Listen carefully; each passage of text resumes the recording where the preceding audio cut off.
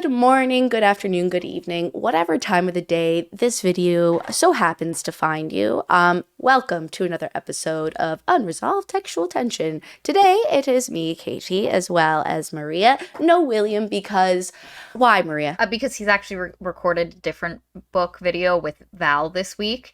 There we go. As Will said, no, I had to suffer through a Christian fundamental book because of Vicky. Also known as Val. What book is that? I don't remember the name of it, but it is not fun, apparently. Oh. A rough time. To the two of you, I greatly apologize because our experience, I will tell you, was so much delightful. More pleasant. So much more pleasant. So this is, Katie, what book are we reading this week? We're reading Emily Wilde's Encyclopaedia of Faeries by, I can get this, I got this, just give me one moment. You just had it. That's what I thought you were actually looking up this whole time, so I didn't do it. You had one job! By Heather Fawcett. Miss Fawcett, thank you so much for breathing life into me when it comes to romance books. I have not felt this truly giddy and happy and fulfilled in so many ways, and just truly like new, fresh material for the love of God in so long. Anyway, go ahead, Maria. So this book is one of those where my subjective and objective opinions are different. Subjectively, I love the shit out of this. Oh I God, squeed. yes. I kicked my feet.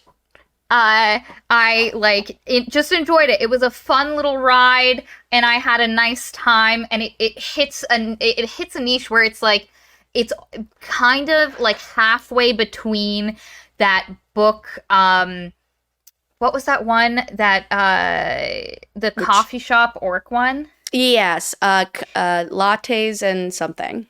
Yeah, something in lattes and something. It's halfway between that and like Naomi Novik's Uprooted, which on the cozy, because like people say that this book is often advertised as a cozy book, a cozy fantasy romance. And so I'm going to talk about that because like I've also seen people put Uprooted on a cozy like book scale, and I completely don't think that's correct, because that is in a lot of ways is a very dark Legends and Lattes, that's what it's called. Yes. I think Uprooted is a much darker, it's got teeth to it. Now the setting can be seen as a cozy setting, and we're going to talk about, I think one of the fascinating things to discuss today is what constitutes a cozy read, how much tension, the kind of stuff. But this book kind of falls in between, where it has a similar setting to Uprooted, as far as like the kind of like initial vibes for like the first part, and then it also has the Legends and Lattes has zero tension. So on one end you have Legends and Lattes, zero tension, attempts to be cozy, and then you have people saying Uprooted is cozy, where it has frick tons of tension. And this book falls in the middle of that. This book is not cozy. First of all, it's frigid, if we want to literally be there. It's a frigid, very uncomfortable story in many places, at least for our narrator. No, I wouldn't even... I would never have thought this as a cozy read, mostly because it reads like something formal, comboed, like, you know, because it's the pantomime of a journal / you know, academic approach and everything like that. But it's too formal, and it's too there's too many, I guess, like you said before, it has teeth. There's too many teeth in this one. I disagree. This book ain't got no teeth. The tension, it exists, but with zero I didn't mean it like that results. I didn't mean like that. This book presents tension, and every single tense situation gets resolved easily and beautiful. So I will actually argue, I would say that this book is a little cozy. I don't think it's perfectly, but I would say... That's not what I mean, though, when I say teeth. What I mean is teeth is that there are scenes that are gruesome, or that there are a couple of situations that are, like... I thought we might perhaps get, like, I didn't really truly believe it in my heart of hearts, but there are a few moments where you are on the edge of your seat a little bit. You're worried about what the loss could be, you know? Like, you know, nothing, like, horrible is going to happen, but there might be a loss involved. Yes, but the thing is, that never happens, and that's what makes it cozy to a certain point. That makes it cozier, I would say, yes. Certainly. So, it's, and so on one hand, I subjectively loved it. Objectively, I have some issues with it, and we're going to talk about that, as well as, like, what this obsession with a cozy read is, because I think the idea of a cozy book, just to kind of tackle that really, but also I just want to highlight Lindbergh goes frigid and uncomfortable. Now that's a Swedish romance. Yeah, I love it. Ian Hand says Uprooted is dark. It just has that fairy tale tone to it that I think encourages people to put their guard down. When people say a cozy read, what I think they're talking about a lot of times is a more rural setting with like cottages, like that kind of vibe. Not necessarily. But with where the tension, whatever tensions or stakes there are personal to the people and are generally relationship tension. And if there is stuff outside of that, it is generally not world ending or like city ending. It has much smaller stakes, but there is tension. So one of my problems with Legend and Lattes was there was never at any point any tension ever. It had zero, like the personal relationships had zero tension. There was like vague potential tensions with the like coffee shop and gangs, and it never went anywhere. And I think this has a bit more, but I think that's what people want when they say cozy. They want it like, you know, they can see the character in a sweater drinking a cup of tea. And I think in a lot of ways, a journal about an awkward academic living in a cottage in Sweden, Norway, equivalent. Useland. I think Uslander. I think for a lot of people that feels cozy to them at the start. But I will agree that for people who, because a couple of people in our Discord made the point that there are multiple things that happen in this that when you think you're getting a cozy, cute read, it throws you out of there. Once there's a child torturing scene that I'm going to talk about because I had issues with it. And somebody loses a finger. And both of those are a bit like, ooh, that was a lot. I liked those parts. I wish there were actually a couple, like, I wouldn't say I wanted more, but I hope that in the sequel and in the third book, there are moments like that as well. I'm curious because it seems like it's going to start going into more of a large fantasy kind of like adventure story mode. It's because the plot gets a lot bigger, especially since it's mostly, it looks like, focused on Bamblebees, which, what a name, my god. Wendell Bamblebee. When she first mentioned his name, I thought he was going to be an old lecher. And then when it was clarified that he's just a young lecher, it made sense to me, and I was like, okay, so he's either going to be like a straight up rival that's going to be like a baby antagonist, or he's going to be a romance interest. And so I didn't know what the genre of this was because I had absolutely no idea going in what it was about. I thought actually that it was going to be more encyclopedia-esque, and I thought it was going to be more formal. So I was very much delighted when it took on more of a storytelling tone, and even as the book, which one of my gripes is that the longer you get into the book, the less journal-like it is. And the journal medium, because it is all journaling, it is not used correctly the way it should be. It's because there's a lot of things, a lot of details, a lot of narrative like tools that are used that make it too present in the moment. And that as like a tool that's like, you didn't keep consistent like that, and you weren't even like that at the beginning, really, to begin with, honestly. But I don't care because it was great the whole time. Yeah. So even though she did not adhere to the mode of what she was supposed to be telling her story through, I just couldn't give a rat's ass. I absolutely loved all of the way. It was so refreshing. Again, I really enjoyed it, and I'm going to spend a lot of this.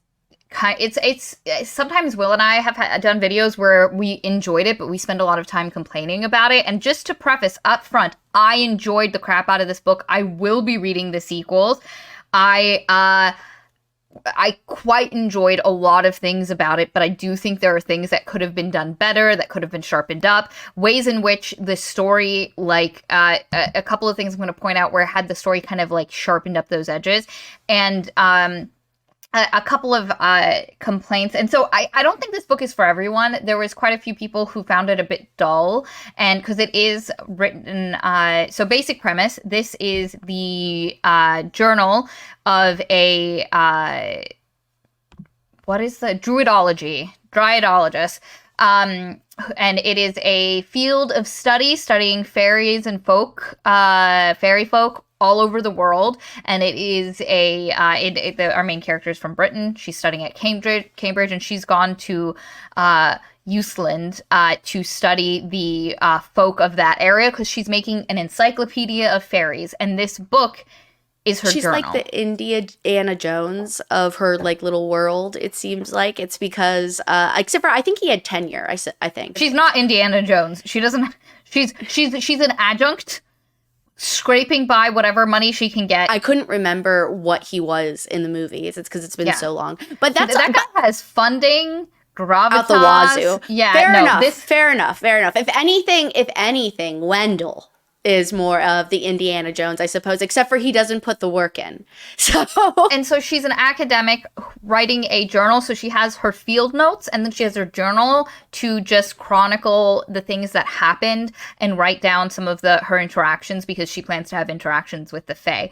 And as Katie mentioned, it starts out very strong with the journal where you feel, and the book tries to do it, and there's a couple of points where like there's a scene later in the book where she's literally writing and then she never finishes her sentence because something happens. And so it does use it, but it does, I wish it would have played with that a little more, where we could have seen a little bit. I think one of the great things about a journal is having them tell you a scene, like something that happened, and then digest it, which does happen. Yes, but it's not as much. It's the one book where I wish we would have had a little bit more, because so on top of some people found it a bit dull, especially in the beginning, because it is very much her kind of very professionally taking notes down about her interactions with the people, her experience up here in Usland, and kind of building up the initial part. Also, the other part of the premise I have to say is she goes up there by herself, and then her I don't want to say her academic rival, but one of her colleagues from Cambridge, who she has a bit of a love-hate relationship with, ends up coming on this expedition as well, unexpectedly, and he is a flamboyant slut. Yes. He's a flamboyant, sparkly slut who's dashingly good looking and charming as all get out. Literally just picture somebody who would never be seen in that color at this time of year. Yes. Kind of person. Whose name is Wendell Bamblebee. I really wonder what his true name is. Like, I'm sure we'll get that in the next two books, surely, because it's going to be a romantic, like, key point. But, no, I actually adored the beginning. I loved how like little like precise details there were. I loved the misstepping and the misinteractions. It felt like really genuine how she fucked up every social interaction. I loved the footnotes, and I'm so sad that we stopped, because like one of the complaints about this book that I'm going to levy at it, and Katie kind of mentioned it, is the first half really feels like it is an academic journaling, trying to make this an actual usable journal for this experience, and there are footnotes in it, and then you lose that in the second half. It just becomes like, Dear Diary, today and so it and then it goes like literally into the scene, like almost like a bird's eye view. You go and then you go straight into the scene, and then you're in it in that moment. Not always. There will be little pockets of commentary, and as well the footnotes add to that vibe of the journaling. But in the second half, we get no footnotes. I think there are a few. There are a few, but there's so much less, and so you really lose that a little bit halfway through. So again, some complaints that were levied at it that I think are valid. People felt there was a tone shift from the first half to the second half. God. Absolutely agree. Holy shit. Absolutely agree. The tone in the beginning is one thing, and then you get to the second half. You know where I felt it switch specifically? There was a specific point where I truly felt it shift hard. Hit me with it. When he annihilated the snow folk that were circling her. See, the minute they went to the tree. Yes, I would agree. Yes. And because that's right beforehand. But the minute they go to that tree. It's because he folds himself into the ground and it's such an overt display of power and like almost like an action-y way that it didn't feel like because before that it was like all these like rituals and like slow magic things. And that was just like active magic, like Gandalf in the Hobbit movie using the white, like, you know? Yeah. It's like, shit. You know what it is? It goes from being a slice of life academic doing field notes trying to learn stuff into a fairy tale adventure. Like, there's just this point where the book goes, all right, fairy tale. And the thing is, again, I love the crap out of this. I did. But it is a shift. And if you are really here for the slice of life cozy, because there is, in the first half, there is a bit of coziness. Wendell is making the cottage look nice and putting it together. We get scenes where they're eating, like we get so much information on their menu. And the food that's available. Yes. So that's also, I would say, another feature of cozy books and stuff. Wait, girl, get a hair clip. Oh, the character or me? Yes. Her hair keeps falling out. Yes. Yeah, no, I know. But also, I like how for a second you were like, "Is my hair? Does it need a clip?" As where it says, "Not Katie." I was like, I know. Your self-consciousness is showing. Anyway, what I was gonna say is one of the features of a cozy thing is also food. Like, I feel like you always get a lot of detail to what a food, like what ingredients with small spices and all of that stuff. And you know, trying to figure out how to make a fire in the hearth. They've got to chop wood. Like, there's a bunch of things where I get why people in the first half are like, this is going to be a cozy little read. And then it's like, maybe not. And so that's one. There's the tone shift. Another one is, in a lot of ways, Emily, despite being our journaling main character, a lot of people said they felt like she was, even people who enjoyed the book, felt she was the weakest part personality-wise. And this is one of those problems that Will adequately talked about in the Locked Tomb series, where whoever the main viewpoint character is has less of a personality and like strong character vibe to them versus the characters outside. I would disagree in the third book. Yeah. The third book, absolutely. But he had mentioned it in the first two. I remember that. And that, like, Gideon has more of a personality and stake when you're not in Gideon's head. And same with the difference between being in Harrowhark. So Harrow is a much more distinct and latch ontoable character in the first book when you're not in her point of view versus the second one. Now, there's other reasons you might for argue, that. Yeah. But either way, we've noticed that happen sometimes where the characters outside of the main point of view can oftentimes be much more, you can latch onto them because they are being perceived versus, because the thing is, Emily cannot perceive herself in a lot of ways. Like, if you have a point of view character writing from the I perspective, it is oftentimes very hard to get their personality across outside of them just being a narrator because they are not being perceived. Emily perceives everybody else. I would disagree I would say that is often an error made, but I would not say that's like the exact opposite of what first person is supposed to be, like as far as a tool. Yes, it is. But unfortunately for a lot of people, then we're on the same page on that front. But wait, so they felt that she didn't have a lot of character? Because I felt like she bled with character. Her character was, so a couple of the things I saw was that it was socially awkward academic, and that was it. There was not a lot of depth to her. There was not a lot of, I would disagree completely. So the thing I'm going to give it is, like, we don't get enough of, there's a point where she was like, and I'd been thinking about Wendell sexually towards the end, and I'm like, I would have loved to have seen that, to see you break your like at any point prior to that. And there's points where the narrative, It didn't say it like that though. Yes, she literally said, and I've thought about it before. And I'm like, bitch, where? We just didn't get that. I'm sure it was probably back in her Cambridge days or something. Now, I like her as a character. I like Emily, but I can see why someone would read it that way, especially because these other characters, the rest of the cast, all feel very distinct. And again, it's just something that something that has sometimes when you have a character from a point of view that is writing in first person, it is very hard to get a defined view of them because they are not Emily is perceiving everyone else. She is rarely being perceived herself. And one of the things I wish is there's a couple of points where Wendell Bambleby writes in her journal, or we read his journal, but he never sees Emily. Like, we never see him perceiving Emily. And I think that would have helped. That is one thing that I thought was queer. It's because I just, like, I didn't quite understand the lack of that. That was a little strange. It's because it was almost like she was invisible. But that being said, I feel like actually the author did a really, really good job characterizing her through just like, well, I would agree that it is, socially awkward academic. There's more than that too.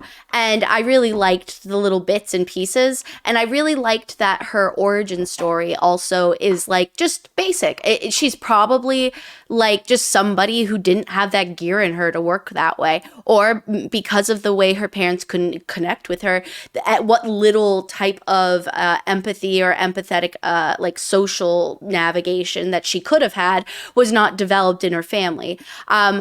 But considering that there is a second book and a third book, which I'm desperately hoping is good, if they explore that more, that would be great. One of the points I was going to make, while I'm bringing up some of these critiques, these aren't necessarily all, I can see why people read it this way.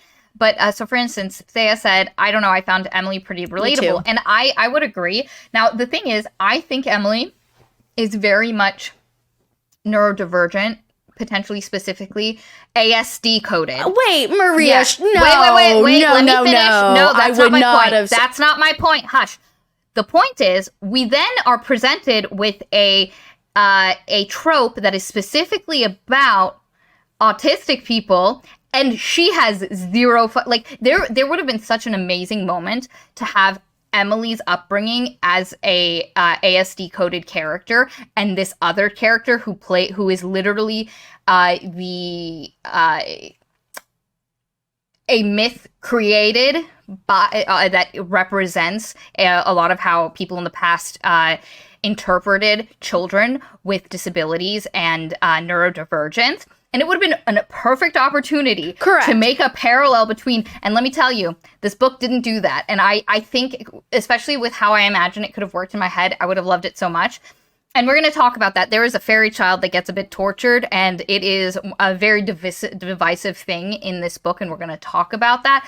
Overall, this is a fun book. If you want a kind of low stakes, but with some a little bit of teeth, fantasy story that has a cute, non-conventional romance, you'll enjoy this. If you get bored in the first 50 pages, it's not for you. Like, there's some people that just could not get into it, and you honestly might have enjoyed the second half better, but it just takes a while to get there. I agree with Maria as well. The word you were looking for the child, oh god, now it just left me too. Fuck.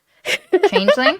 Yeah, wait, there's a fucking word for that. I just can't, the analog. The analog. Yes, the analog. There we go. When we got to that part and she addressed the child, which again, once we get into the plot, we'll explain, which I suppose we should probably do immediately after I'm done with this. I was actually surprised that she didn't do what Maria is saying. There's like a lack of empathy for the child.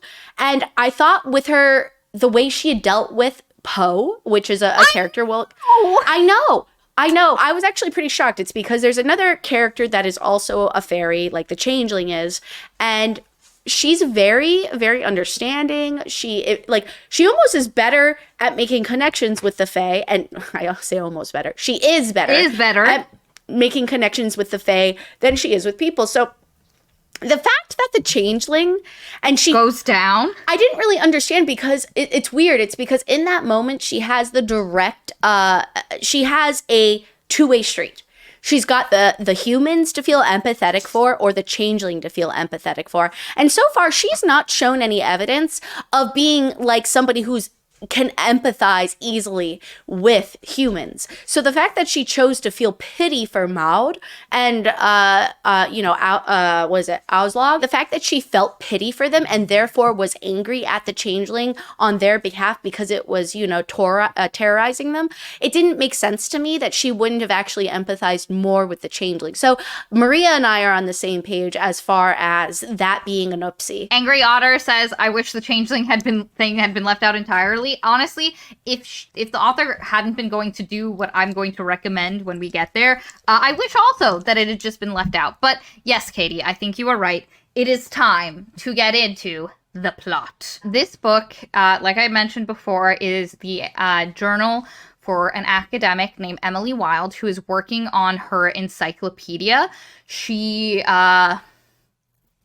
There's been no comprehensive encyclopedia of different types of fairies and the fae, and this book talks about some of the interesting things you get is how in the book they classify fairies, like they stop talking about high and low fairies. They don't talk about them that way, and the different like categories they have, and the fae of Useland, where our main character has gone and traveled to, no academics from Britain, I guess, or the rest of the world have really done a comprehensive study of the fae there. So our girl Emily Wilde, she got funding. She was allowed to come. It's just her by herself in a foreign country. This is wild. I can't imagine an academic expedition where the college was like, yeah, we're just going to send you on your own. One person, and you're going to a place that's so remote that it'll be cut off from the rest of the world throughout the winter. Yeah, no, I was actually, like, where are her students? I thought her students, like, I'm like, bruh. Like, this makes no sense. But anyway, but beyond that fact. So she's there. It's her and her dog Shadow, who's this big black kind of wolfhound kind of vibe. Favorite part of the whole book. Super cute. We stand Shadow in this household. Don't say that. That makes me break out in hives. Fuck you. She gets there and she had arranged a little cottage. Other people refer to it as a shack with this guy named Christian. And Christian... A hovel, too. A hovel. Yeah. And she gets there. It is cold. There's no fire. She doesn't know how to do the fire. The guy Christian comes up and he's like, oh, you're just a woman. What are you doing here? Oh, see? Angry Otter says we stand Shadow in this house. Angry Otter's the kind of person to say that too, so it's allowable, but not. It still makes me break out in hives. I hate. Oh, Ezra says just say you're shadow pilled instead. You just shut up. You don't understand. My kids say this shit all day along with Skibbity. Okay, so I just can't. But they all are like, we stand, blah, blah, blah. And it's the most inept, mindless. Okay, continue. Teacher Katie came out for a second there.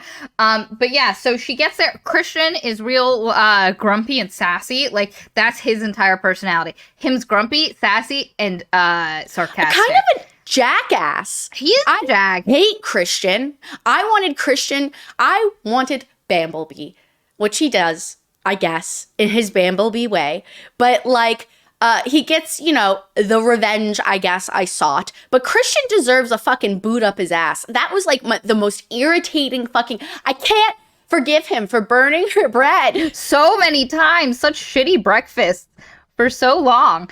But yeah, so she doesn't have a good time with Christian. And she's like, where's the fire? And he's like, in the firewood shed outside. And then he's like, and the matches are in the matchbox. And she was like, oh, that makes sense. And then she's too embarrassed to ask where the matchbox is.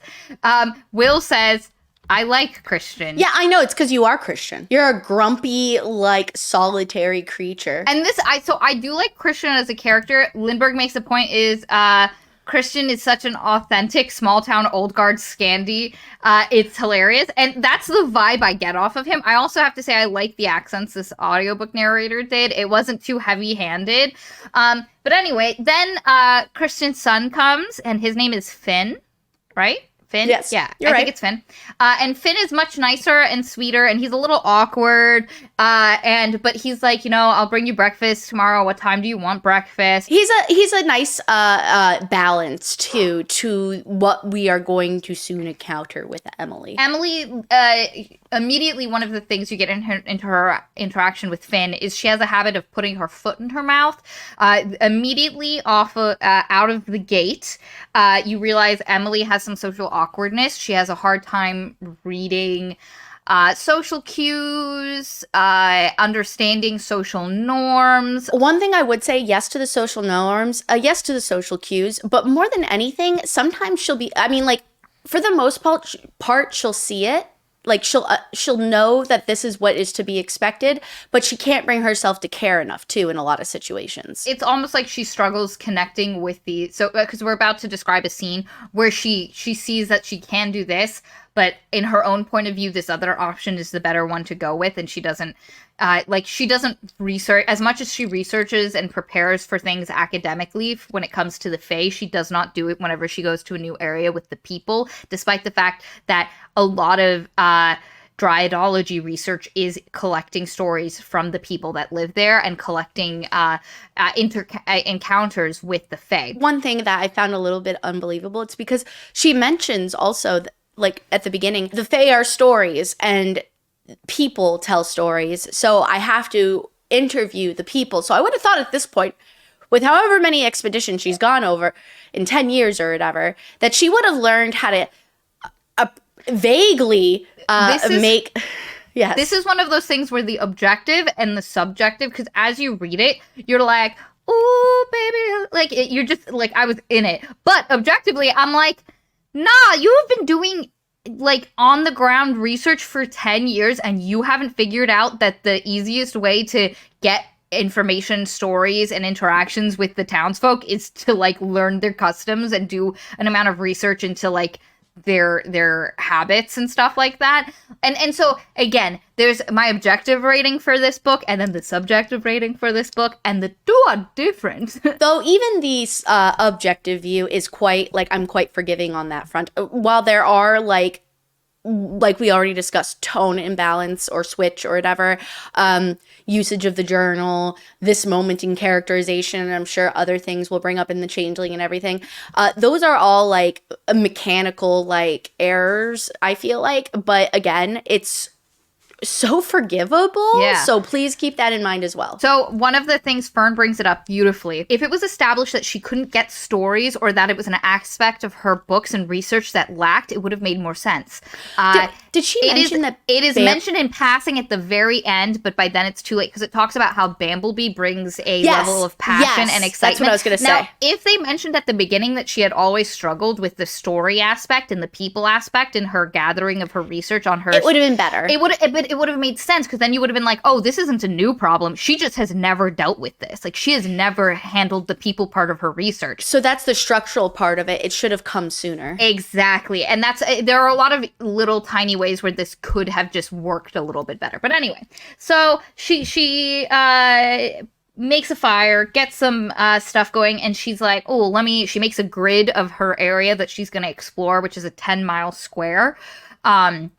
That she grids out, and she starts looking through. She finds a spring that has a hot spring, and she notes that she is dirty and caked in salt and wind, and she's like, but I don't know what's up with this hot spring, so I can't go. But at no point does she try to bathe prior to this. There's also a very much a thing that Emily's the kind of girl who doesn't care too much about her appearance. She wears comfortable but loose clothing. Her hair is doing whatever her hair is going to do. As Ezra said, homegirl needed a hair clip. And And then she goes back, she goes to sleep. The next morning, the fire's gone down because she's real bad at surviving. This, again, was one of those things where I was like, in all of her travels, she has, even if you don't go to a place that has snow. I was a little surprised she didn't know how to bank a fire. Like, I just thought that, like, it seemed like the era they were in, especially, I'm sure Cambridge has really fancy fireplaces. And also, it gets cold in England. Like, Yeah. they have damp, cold weather during winter, and there are even parts of it where it snows. This girl can't bank a fire? Yeah, I don't know. I just thought that was a little, like, I get not knowing where the wood box is or the match box is because that could be, like, that's... Or how to chop firewood? That's totally... I just thought it was wild that she didn't know. I'm like, wait, did she always have, like... She didn't have servants because she's not like Bumblebee and she's gone to places because the whole adventure she has in order to acquire Shadow is, I'm sure, was not, like, in a lavish hotel. So, I don't know. She's been roughing it a lot, and it's just... And so Thea makes an excellent point. It might have been better if Emily was just starting out instead of being this super genius who has been working on this for 10 years. Yes, that is one of my suggestions that would fix a lot of the small academic life because all you have to do is make her. She's on year 2. She's studied a lot. She has compounded research from other people into the beginnings of her encyclopedia. But it's year 2, and this is her first expedition, and this is her first time going out of the. No, not the first. But her first far one. It's her first one outside of the UK. Yes. You know. Yes.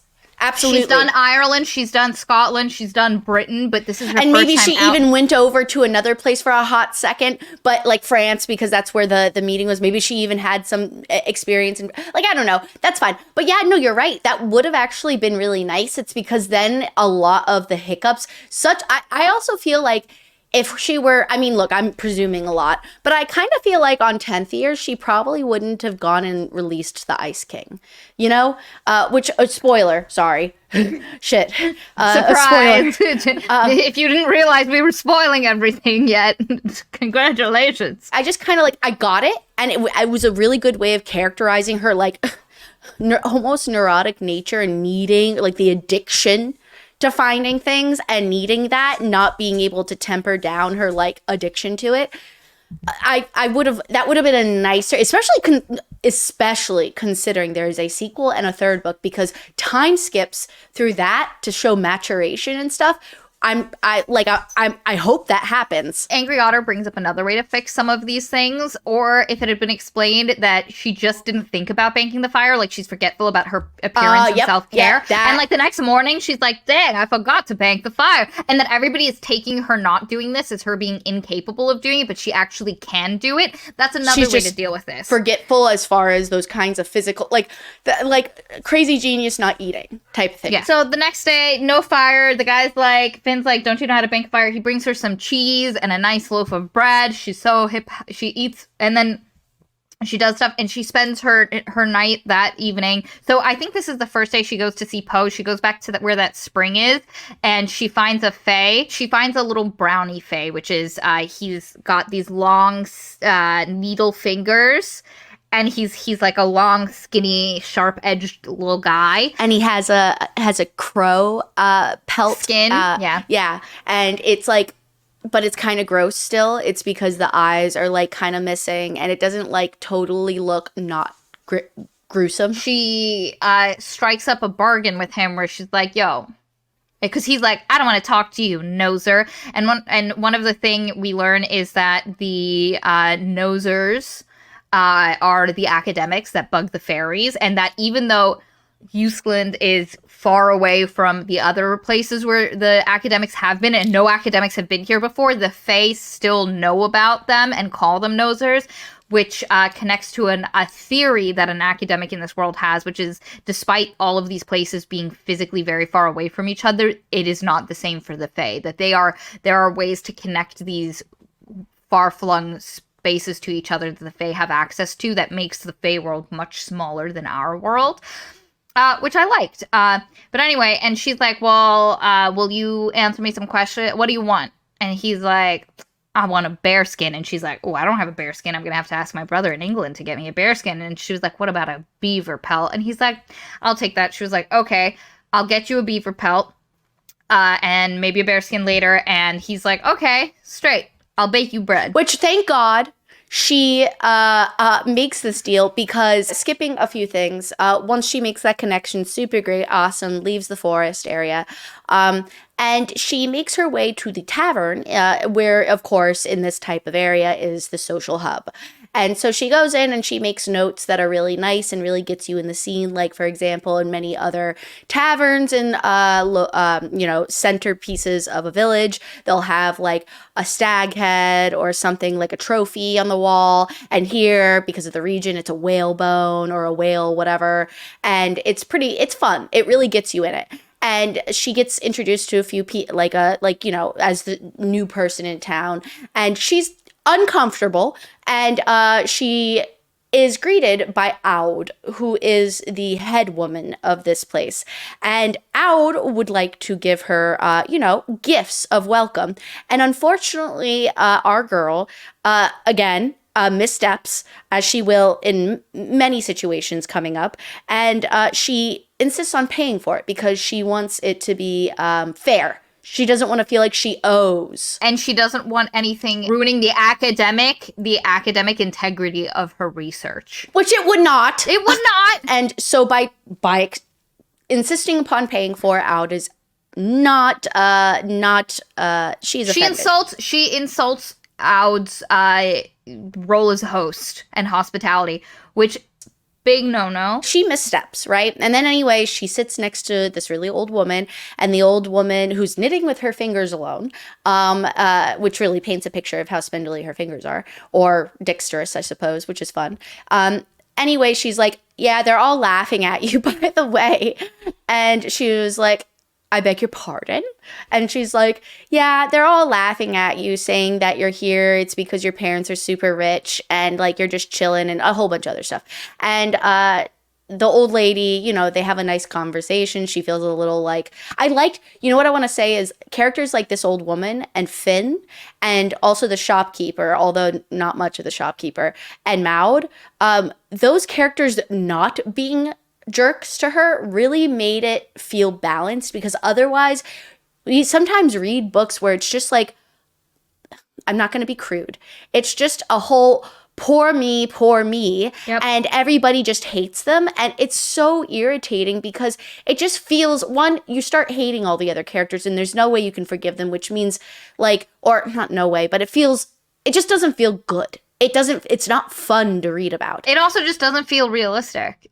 It feels much more realistic that you're going to have a town where there is the local grumpy man, Christian, and then the quiet guy that doesn't talk to you, Aud's husband, and then there's these other people who are, normal people. She offends her, and of course, herein begins her starvation.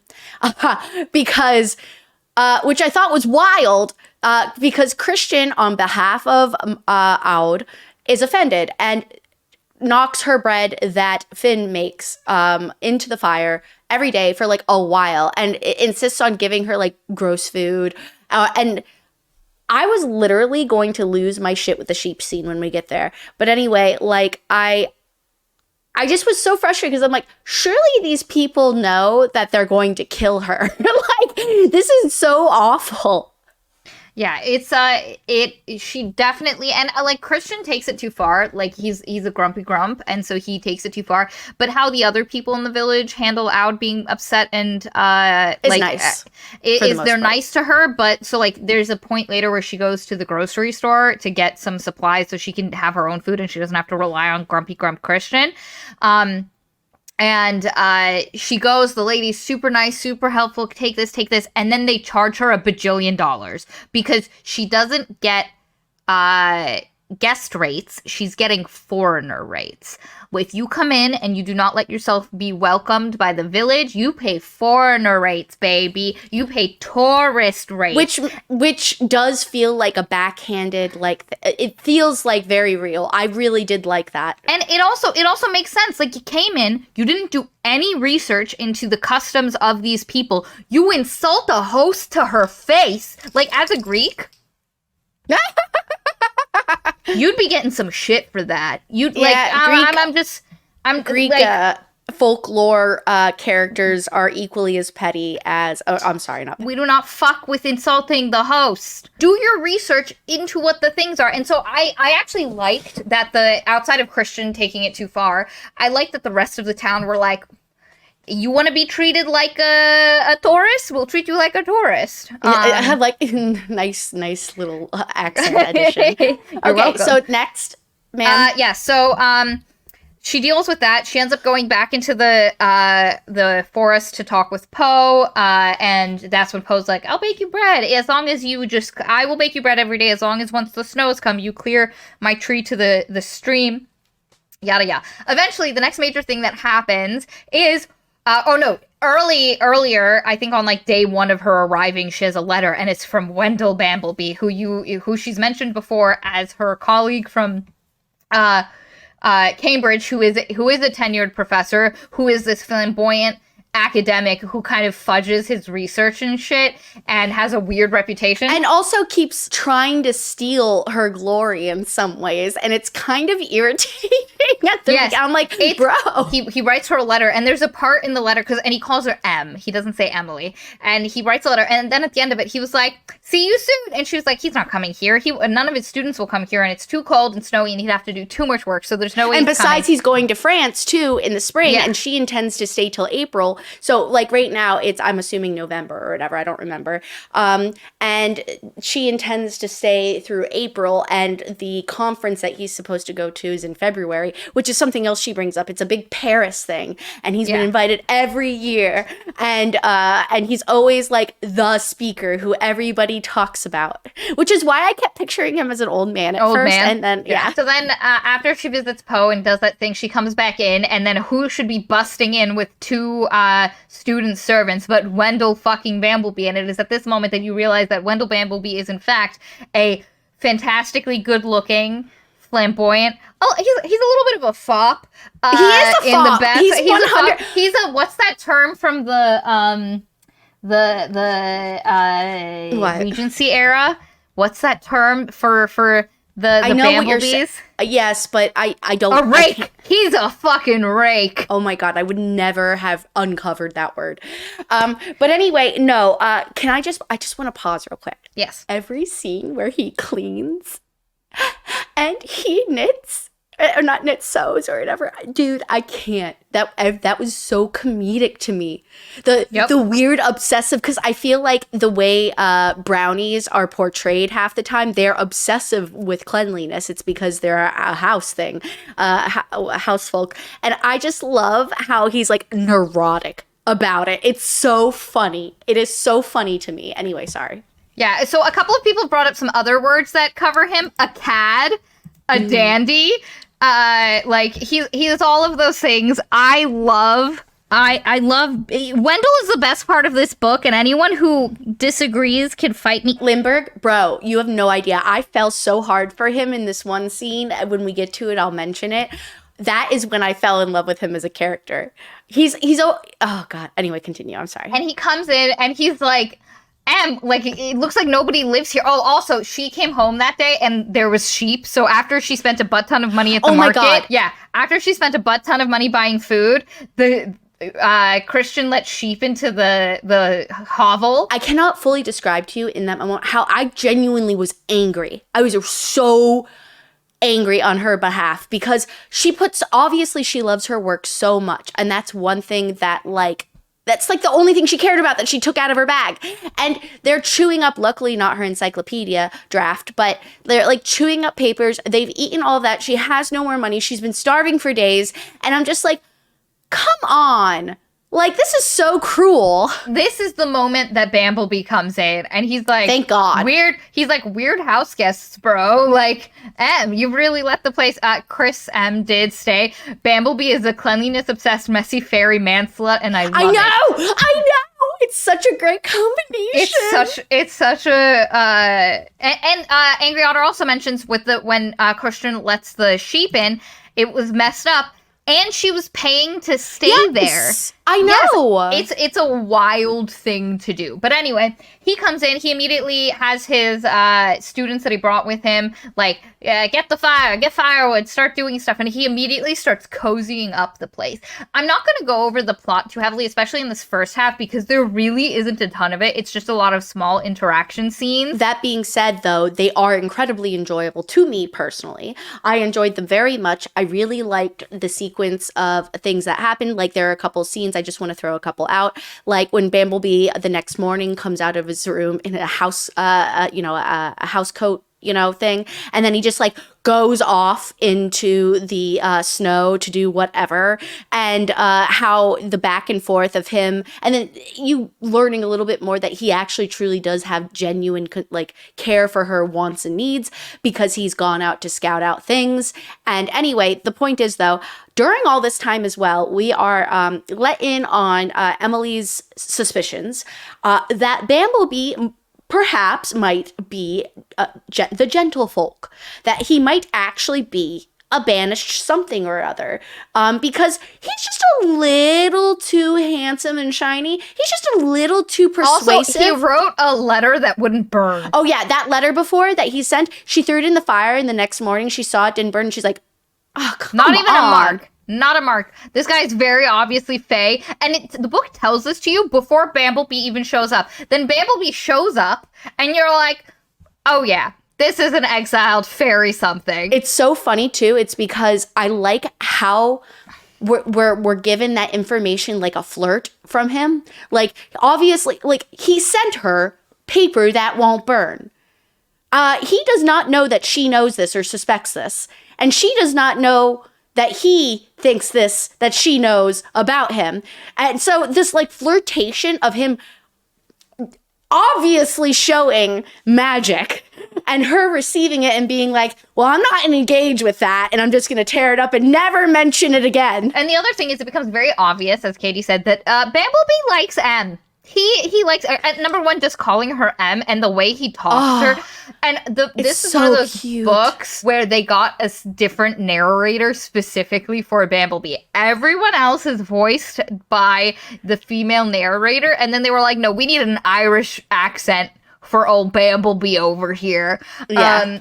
And he's got an excellent voice, and the way he like talks to her, he immediately he like nitpicks her clothing, but in the way where he cares about clothing a lot, like, and how it looks and not just like, oh, you're a woman, you should wear nicer stuff, but just like everyone should be wearing tailored garments at all times. Yeah, he's got that honey. Yeah, we can do better. And he immediately, as he's there, he starts like cozying up the house, putting up decor, and she's like, well, it actually kind of looks nice in here. And he also immediately goes out, talks to Poe, scares the crap out of Poe. And Poe's like, yeah, you tell that fairy prince to stay away from me. And again, Poe is the little brownie that she befriended with the needle fingers. And he's like, I don't like that guy. You tell him to stay away. I don't want to deal with no exiled fairy princes. And she's like, he's a fairy prince? And she's like, well, I'm just not going to ever talk about that. We're gonna, yeah.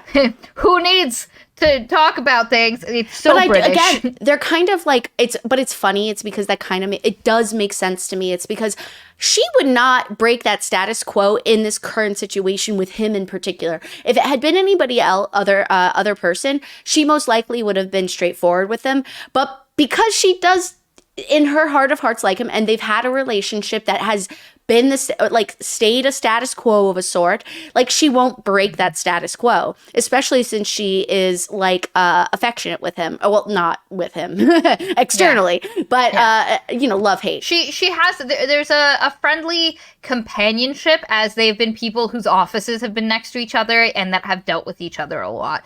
And like, they're friends, but she hasn't realized it, kind of thing, like where the introvert's like, oh yeah, I guess you are my friend, kind of thing. But one of the things that happens at this point is, previously when she had gone to the grocery store and was greatly upcharged, she had looked across the street and there was this rundown blue house, and in the window was a weird-ass white-faced child who had like a bloody hand, and she was like, oh, that house is being haunted. That was pretty chilling in that moment. Yeah, I did like that moment. I loved it, and I think there's a way you can do this changeling story right. Yes. But and she's like, oh, I'm gonna go visit that house and see what's up with that weird fairy that's haunting them. And then she finds out that it's not a haunting, it is a changeling, and that this couple lost their son at about a year old and were given not a like baby fairy, but like the equivalent of like a 10-year-old, or let's say like an 8-year-old fairy. So however old that is in fairy. And their little baby was taken away at like a year old. And the couple have this Fae has been, it keeps the house super cold because it is a high, I'm going to use the term high Fae. It's a courtly Fae of winter. So it keeps things cold. So the house is always freezing. And it also just messes with them in a lot of screaming, wailing, haunting. It gives them bad visions, illusions. And our girl goes in and goes up the stairs, and she puts her jacket on inside out to help her see through the illusions that it's going to throw at her. She asked for salt, and she asked for an iron nail. And she goes up and she starts laying out salt, and immediately this child fairy that we're told looks like a child and is pouty and obviously miserable. Beautiful, but miserable. It is described that miserable, and it literally is like, I want to go home. I hate it here. This sucks. And she's Which, it does suck. Because, like, you're getting nothing. These people have literally, like, locked him in an attic. Do they even feed him? I have no idea. But there is no warmth, they're basically have just locked this guy in a closet, like, in an attic. And if they're doing anything, we're never told it. She goes in, she throws down some salt. The kid's like, why are you putting salt on the floor? And she's like, oh, I guess salt doesn't work against these people. And then, she's like, okay, so she just takes this nail, because, like, she starts asking this guy questions, and he's like, I want my parents, I hate it here.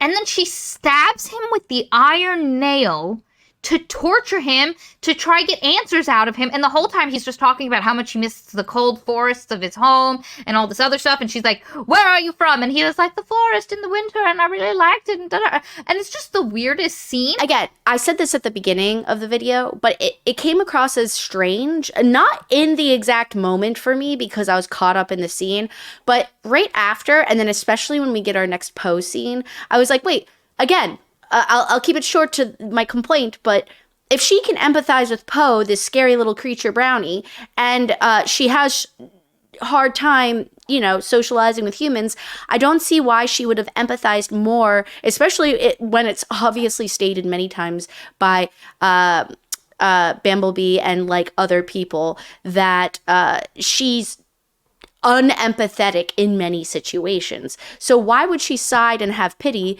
for the parents and not the fairy? I just did not buy into that. Ezra makes the point. I actually think it fits with her character. She literally says multiple times before her arc she's more concerned with her research than people dying. That is true. But if that's the case, she should care more about this fairy than the fact that it's torturing its parents. She should be trying to figure out. That's what I would think. Yeah. Like, how to fix. I had to process that for a second, and I was reading that. If she can befriend Poe for her research, there's no reason she can't be befriending this changeling. What I would have thought occurred to her too a little bit is that, wow, if I return this changeling, although I guess that does get in the way of if the parents, chose, because she says that oftentimes they'll exchange it. It often seems like it's just for a whim. So I don't see the logic behind returning the child and getting a boon. However, at the same time, that also could have been a thought, I suppose, that could have been utilized in this exchange. It's because then she would be like, oh, I can ask for information on things from the mother or whatever. But again, I guess that doesn't really work because of that notation she makes. In this case, because Ezra says, I think changelings are generally considered meaner. So the problem with changelings is they are temperamental and hard to deal with, and they're hard for human parents to understand. And it was a coding, like, it is, the changeling myth is the reaction to people dealing with neurodivergent children that, people talk about it when people talk about their, like, my baby was fine, and then all of a sudden it was crying all the time, and I thought maybe it was autistic. Like, okay, that's such a weird way to talk about your child. But the changeling myth is a offshoot of people it is an analog for people dealing with neurodivergent children. And the thing is, it is a child. She notes it's a child, and she also knows that the courtly fae they like to be worshipped. They like to be praised. They like gifties. They like nice stuff. They feed off that a little bit. Why would you go in with Iron Nail? And the other thing is, I'm okay.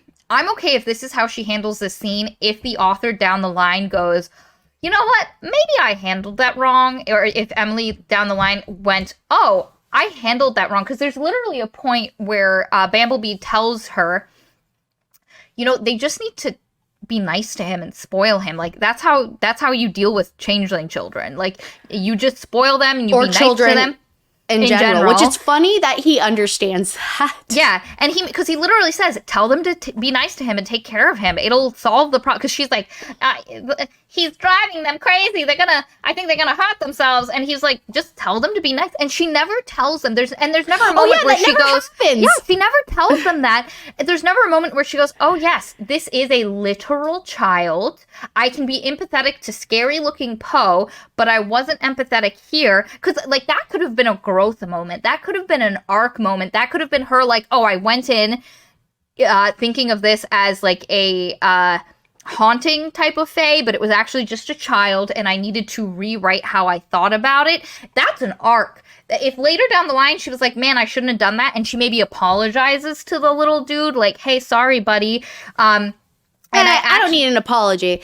I just like, but I do find it frustrating that because just from a structural perspective, that once she was given that directive from Bamblebee that she didn't go, and then therefore, because I wanted like a rectification of that where they do, before it goes off back to its mother or whatever, or however you want it to progress. I'm not going to get into that, but I just wanted that to be rectified. I wanted that like to be a closed circuit. Yeah. So that way it felt like a full little like subplot. Yeah. Also, the changelings are, Thea makes the point, and this is true, are broader about disability, not just neurodivergence. It is often heavily associated though with neurodivergence, specifically ASD. That's one that comes up, but it is disability in general. Thank you, Thea, for bringing up that point. And then Fern makes the point, and this is one of the things, our main character Emily is coded as somewhere as ASD.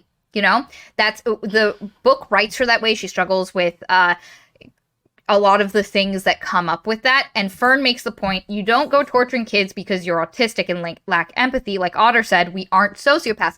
And this would have been a perfect moment to look at this changeling down the line. Again, if you have this initial interaction, but for her to later be like, oh, these parents didn't know how to connect with or interact with this child, and I have helped them. I have helped them connect with the child in a way that I wish my parents could have connected with me. Oh, that would have been such a nice. Oh, what a great parallel! What a great she parallel! Literally makes the point that she had basically no relationship with her parents because they didn't know how to connect with each other, and what a beautiful. And so she was alone, and she grew up on. Oh, and if she had helped. If she had helped these parents connect with this changeling, and then when the changeling got returned to the family, they had actually bonded and kind of got to know each other, and he like actually was like, here, I give you a token as a thank you, and then he left them and they were like, bye, and they were like, goodbye.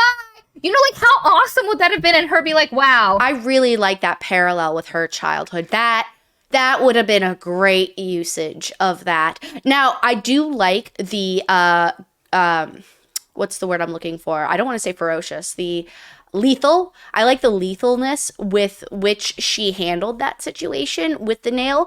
And I would have liked either a pre-existing scene or an additional scene used where we see her utilize things like that in like a very like, again, lethal manner, because what that helps me get into the mindset of is her past dealings with things and how she can be ruthless in order to deal with the fairies, because like that's what I'm picturing with Shadow.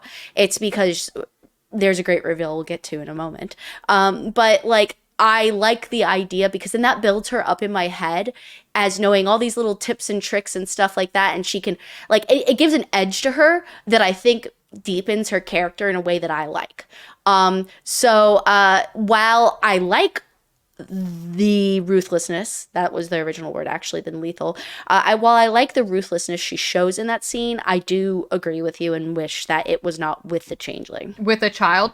And because it's a normal kid. There's a point where they do return the changeling, and it sees its mom, and it's like, Mama! And the mom is just kissing it all over its little face, and he's so happy to be home, and just like, oh my God, you torture. And at no point is she like, yeah, I handled that not right. And I stuck that child with a nail. With a nail, specifically just to get information, not because I was trying to help it and it wouldn't let me help it. Like, nothing.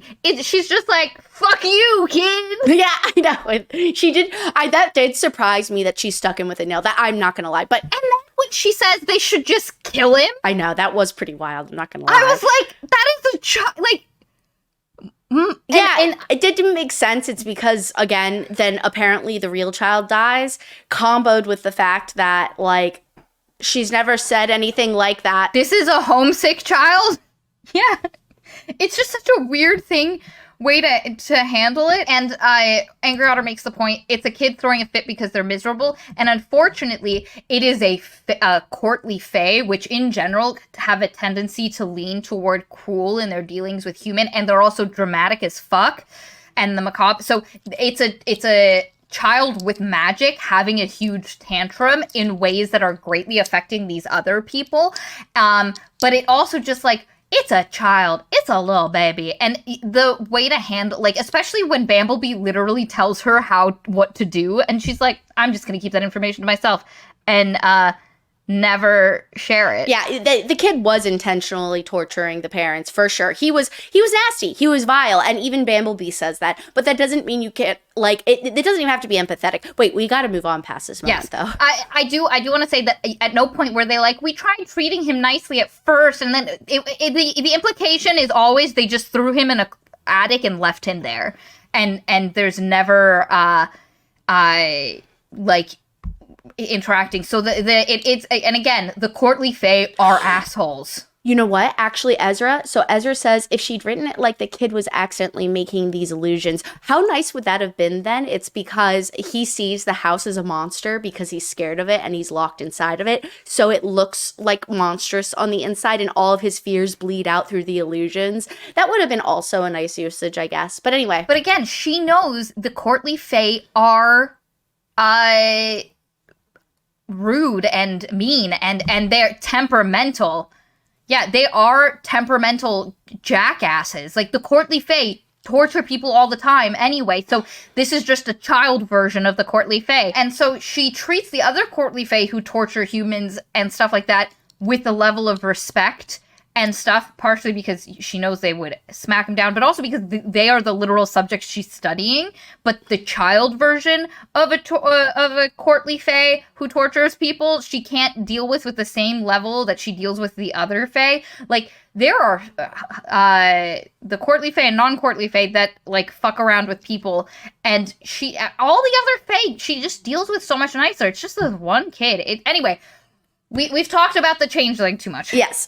And on one final note on that, or the middle ground where he sees the house as, like, monstrous. And so in order, because he's been treated so shittily, he treats his parents so shittily. So it's an equal exchange of, like, shittiness. So she goes down and she has that. She tortures the kid. She comes back. Bamblebee had been off doing something. That was when he went to go interrogate Poe, basically. Well, not interrogate. He was sweet. He gave him candy. And then he was like, oh, I was nice to him. What? Later on, he's like, I was nice to him. Why didn't he like me? Yeah. And Poe, and she's like, please leave him alone. He just didn't like you.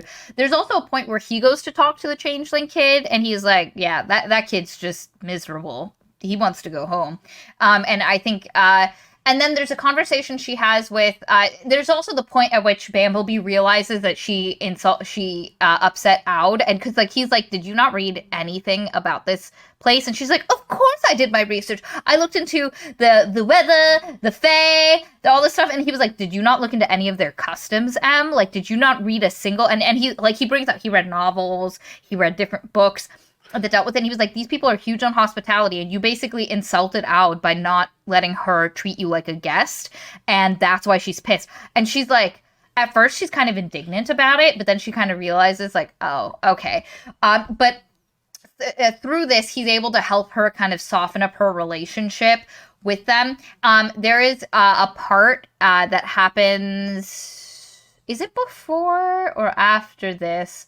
Do they visit the tree and then... What happens is, real quick, the two students that were with them Oh, leave. yes. And they go back to London. And so it just leaves Bamblebee and Emily, Wendell and Emily. And during this part in the morning, they don't have anybody to chop their wood for them because the two students are gone. So they're outside trying to figure it out. It's because Bamblebee refuses to chop the wood and Emily can't chop the wood. And so as she's trying to chop it, she ends up almost cutting off Wendell's arm, and like it goes all the way to the bone. And so he starts bleeding profusely, and he actually handles it like a boss kind of.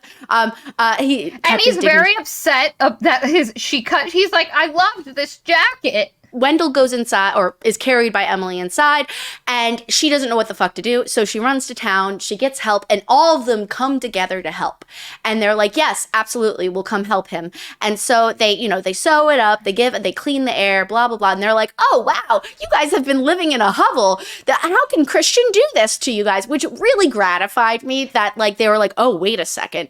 Like, well, so what happens is they were like, someone says the last time I saw this, it was basically a hovel that he shouldn't have rented out, but he's done a lot of good work to it, and it's all Wendell's work that he's done to make it look all cute. And then they also start, helping out a little bit. They chop wood, blah, blah, blah. And so during this moment, Wendell still doesn't look good, and he almost he just still doesn't look good. So she goes out and she remembers a story, and you get a reference and everything, and she gets the leaves of a tree that could have been found in Ireland, which is where he's from.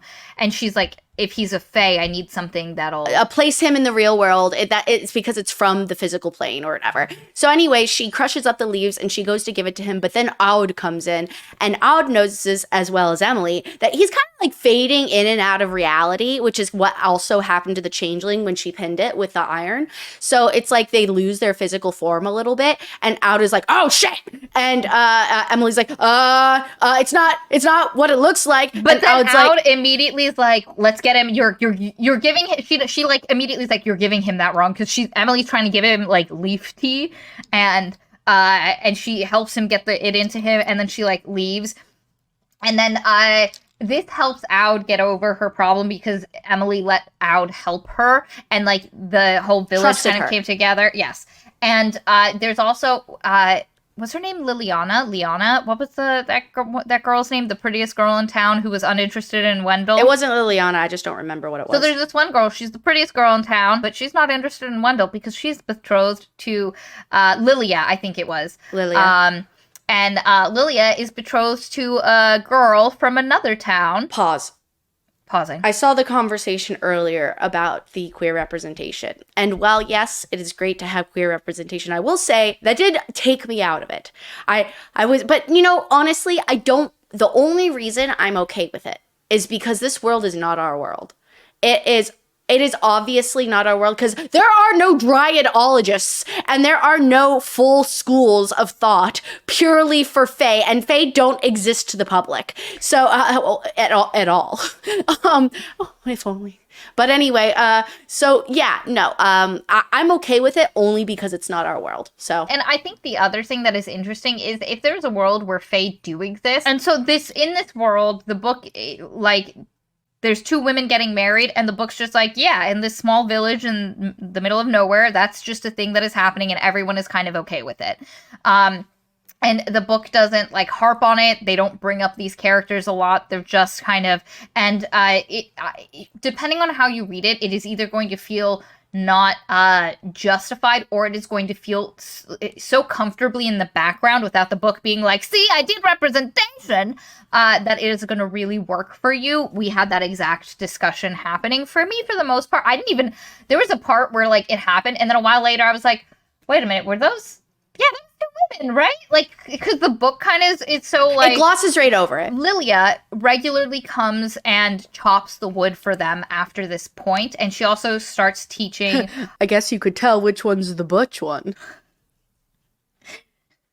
She starts teaching our girl Emily how to chop some wood as well, because Emily is bad at chopping wood. What's the old grandma? There's a lady, there's the old lady who was knitting with her fingers. She is everybody's grandmother.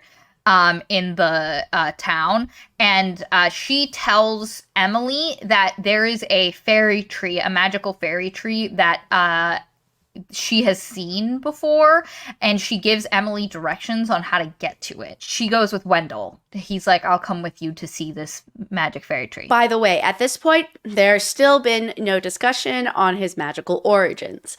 There have been a few sly comments slid in that Emily's kind of like been with, but there's been no acknowledgement at this point. So he is recovered.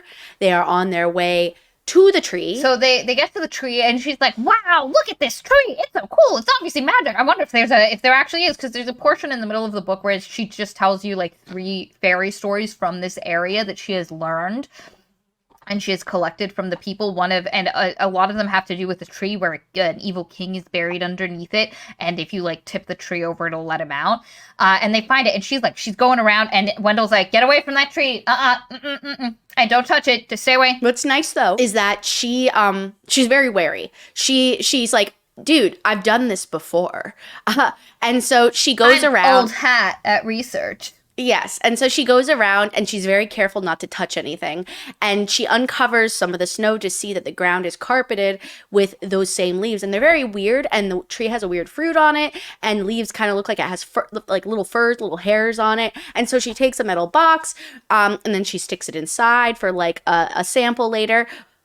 But of course, she touches it. But also, while Wendell's like, you need to leave, don't get any closer, stop that, she's like, tell me why. And he's like, I can't. And she's like, you're never very helpful. And like, my first thought, if a guy that I knew, especially at this point, confirmed, is not only Fae, but is courtly Fae, told me, get away from that tree, my ass would be like, absolutely, bro, not Emily. And she ends up touching a piece of the tree. Well, the wind blows up and one of the leaves touch her finger. And that finger immediately feels icy cold, but she doesn't say anything. And she immediately realizes that the tree is a little bit bewitched her. She has a metal coin that she holds in her pocket, and she uses that to hold on to. But then the tree kind of like wakes up, grabs Wendell, and is trying to drag him.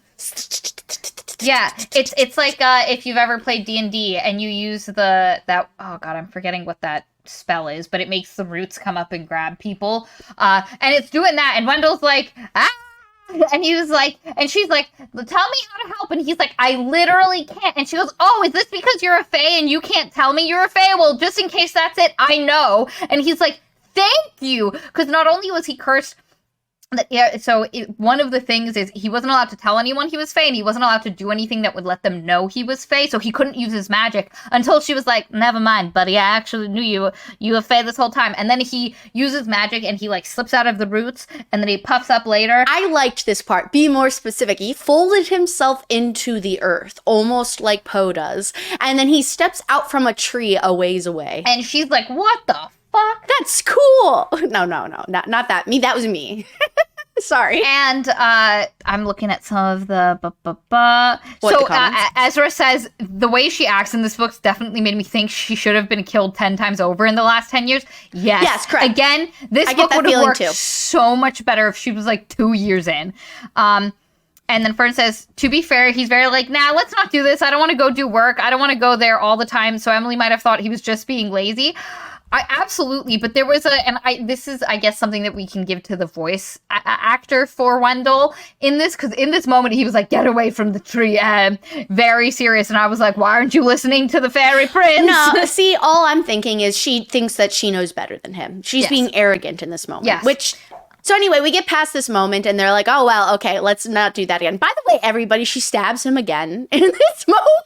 This is 2 times she has got him. Em's doing so great. After this, she starts hiding her left hand because there's this weird shadow appearing on the 3rd finger. And she tries her best to tell him, but she will forget about it, and she doesn't do it because she's ensnared in it. So she keeps hiding her finger and, like, not mentioning it to Wendell because she knows she's enchanted and she's trying to deal with it, but she also can't tell him.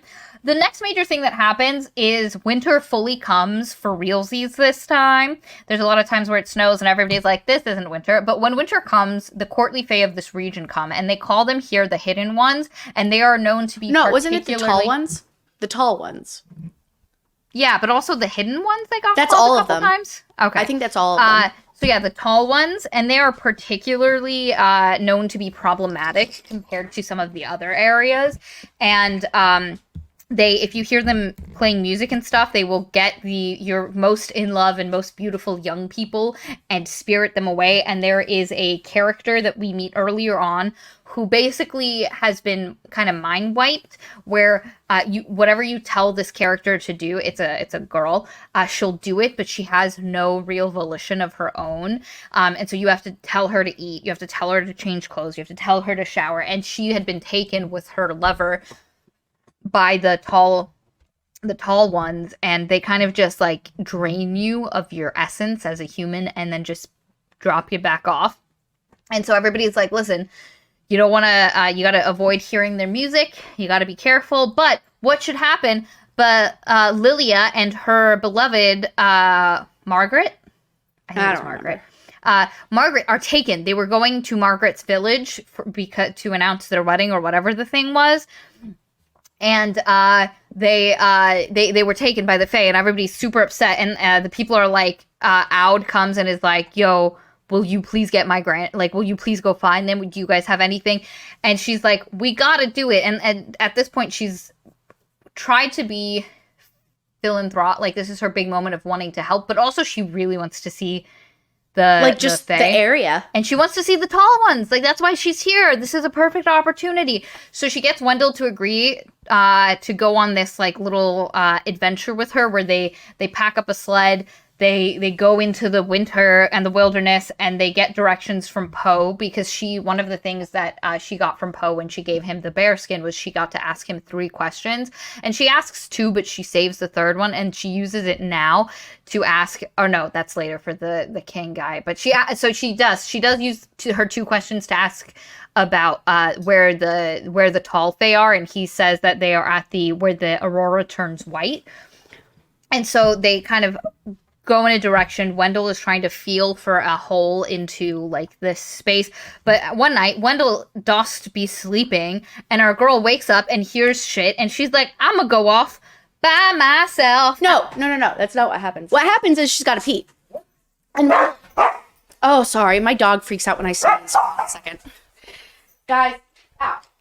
Get out. Go. Sasha, my Aussie Shepherd, has this weird reaction whenever somebody sneezes in the house. He goes after the nearest other animal and yells at them. Okay, so anyway, no, what happens is Wendell's by the fire, and she's like, I have to go to the restroom, and he's just like, okay, because he gets like humored by her weird bluntness, especially with stuff like that. And so anyway, she gets up, she goes pee, and then on her way back, these really cool, I loved this image, these really cool, like, you could imagine them almost like red caps. They're like circling her, and some of them have little pots where they boil people and stuff in, and some of them are like, sussing her out. And in her head, she's like, now I've gotten myself out of these situations before. There's this that I could do, and this. And she was like, however, I did the next best thing, especially considering the proximity, and it was the easiest solution. And then she's like, Wendell!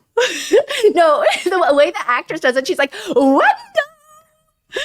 And then the tone shifts heavily. Maria, what does he do to those creatures? He decapitates and rips them apart. He goes full on, so it is billed as, this is, because for the most part, in a lot of ways, Wendell feels very human. He's been living with the humans for quite some time. He is a exiled, technically fairy king, but he was deposed by his stepmother, and she banished him from the fairy realm, and he's been trying, the reason he's into dryadology this whole time anywhere, and to try find a door back into his realm so he can take back his throne, mainly because he just wants to go home, and the only way to do it is to take back his throne. Ezra? But for the most part... It's a very anime moment. Yes, it is. But he, for the most part, asks acts very human, and then there are these moments where he does very Fae things. Unfortunately, it also kind of reads as a, oh my god, you touched my woman. Yeah. So it does. He's like, how dare you even make eye contact with her. But guys, I do have to say, while it does feel like kind of a sore thumb, it's so satisfying. I'm sorry. Chris M., this had a bit of a who did this to you moment that made me laugh. And so you can, I wish there was more moments, not when Emily was hurt, but just like when things triggered him and it was like, oh, this is him responding like a fae and not a romantic some love of that, interest. Yeah. Which is nice. We have gotten a little bit of that, which is nice. It's because we do get his massive concern for her where he's like, if I'd known that changeling was as powerful as it was, I never would have allowed you to go there by yourself. So, you get these little bitsy pieces, but there's no direct danger that they're particularly in, except for the one moment where he gets almost captured by the Winter King under the tree, but that's him being in danger. So, it ended up being okay. I wish there was more moments. And again, that didn't surround Emily specifically, but where he just had reactions that were more fae and not human, just so that this felt more like, this is how a fae would react to this situation, and not this is how my dark shadow daddy love interest would react to this situation. Because you can read it that way, and I hate that way. I like it just being like, oh, he's a fae and he's upset and this is how he reacts to stuff. But again, I would have needed, like, in Howl's Moving Castle where something, I wish there was a moment where somebody, like, when something got ruined and he just, like, had an all freak out moment, because then that makes it more he's a fae who, now that somebody knows he is fae, he can respond in fae-like ways. He does it, and it's not just when she gets hurt that he turns into a sociopath. Because again, that just feels like the who did this to you. She did kind of leave breadcrumbs to that kind of vibe. It's because there are many instances where he's completely unsympathetic. Yeah. Angry Otter says, it ain't a red flag if they're fae. I mean, frankly, given that he's fae, he's a lot of green flags. And part of it is he just feels so acclimated to a human lifestyle. Yes. And this book rides the line of, because most of the rest of the fae feel like fae and feel different from humans. Wendell is the only one who has the problem of feeling too human, but it also can be, the author gave the justification for that, which is he has literally had to pretend to be a human for over 10 years at this point. Anyway, so he takes down all of the red caps, we'll say, and she's like, yikes, that was brutal, didn't want to see that. Yeah, and she goes and vomits. Yes. And then later that night, she hears the music and she's like, I gotta go by myself, because this is gonna require finesse. This is going to require an even-handedness. And after that, decorum. After that crazy, brutal show of strength, that's not the guy you take when you need to be a diplomat. I do like, oh God, guys, can I just say this is probably my favorite scene in the entire book. So what happens is my favorite character, Shadow, finally gets his spotlight. And we stand Shadow in this household. Yes. I mean, look. So I wish it came up again, but Emily takes out at the bottom of her bag a gold chain necklace, I think, if I remember correctly, a big thick chain, and she feels very satisfied that Wendell this entire time had not noticed both the necklace and Shadow for what he really is, which is a Grimm, which you knew the whole time going into knowing this is an Encyclopaedia of Faeries, and she has a really big dark wolfhound that were constantly described as a Shadow, and like he's like huge and strange, and everybody keeps commenting on him, and I'm like, oh, okay, so he's a fairy. That, and also I could not help but make the connection between him and what's his face from Ancient Magus Bride. Oh yeah. What's his face? Yeah. So I could not help but just like picture that.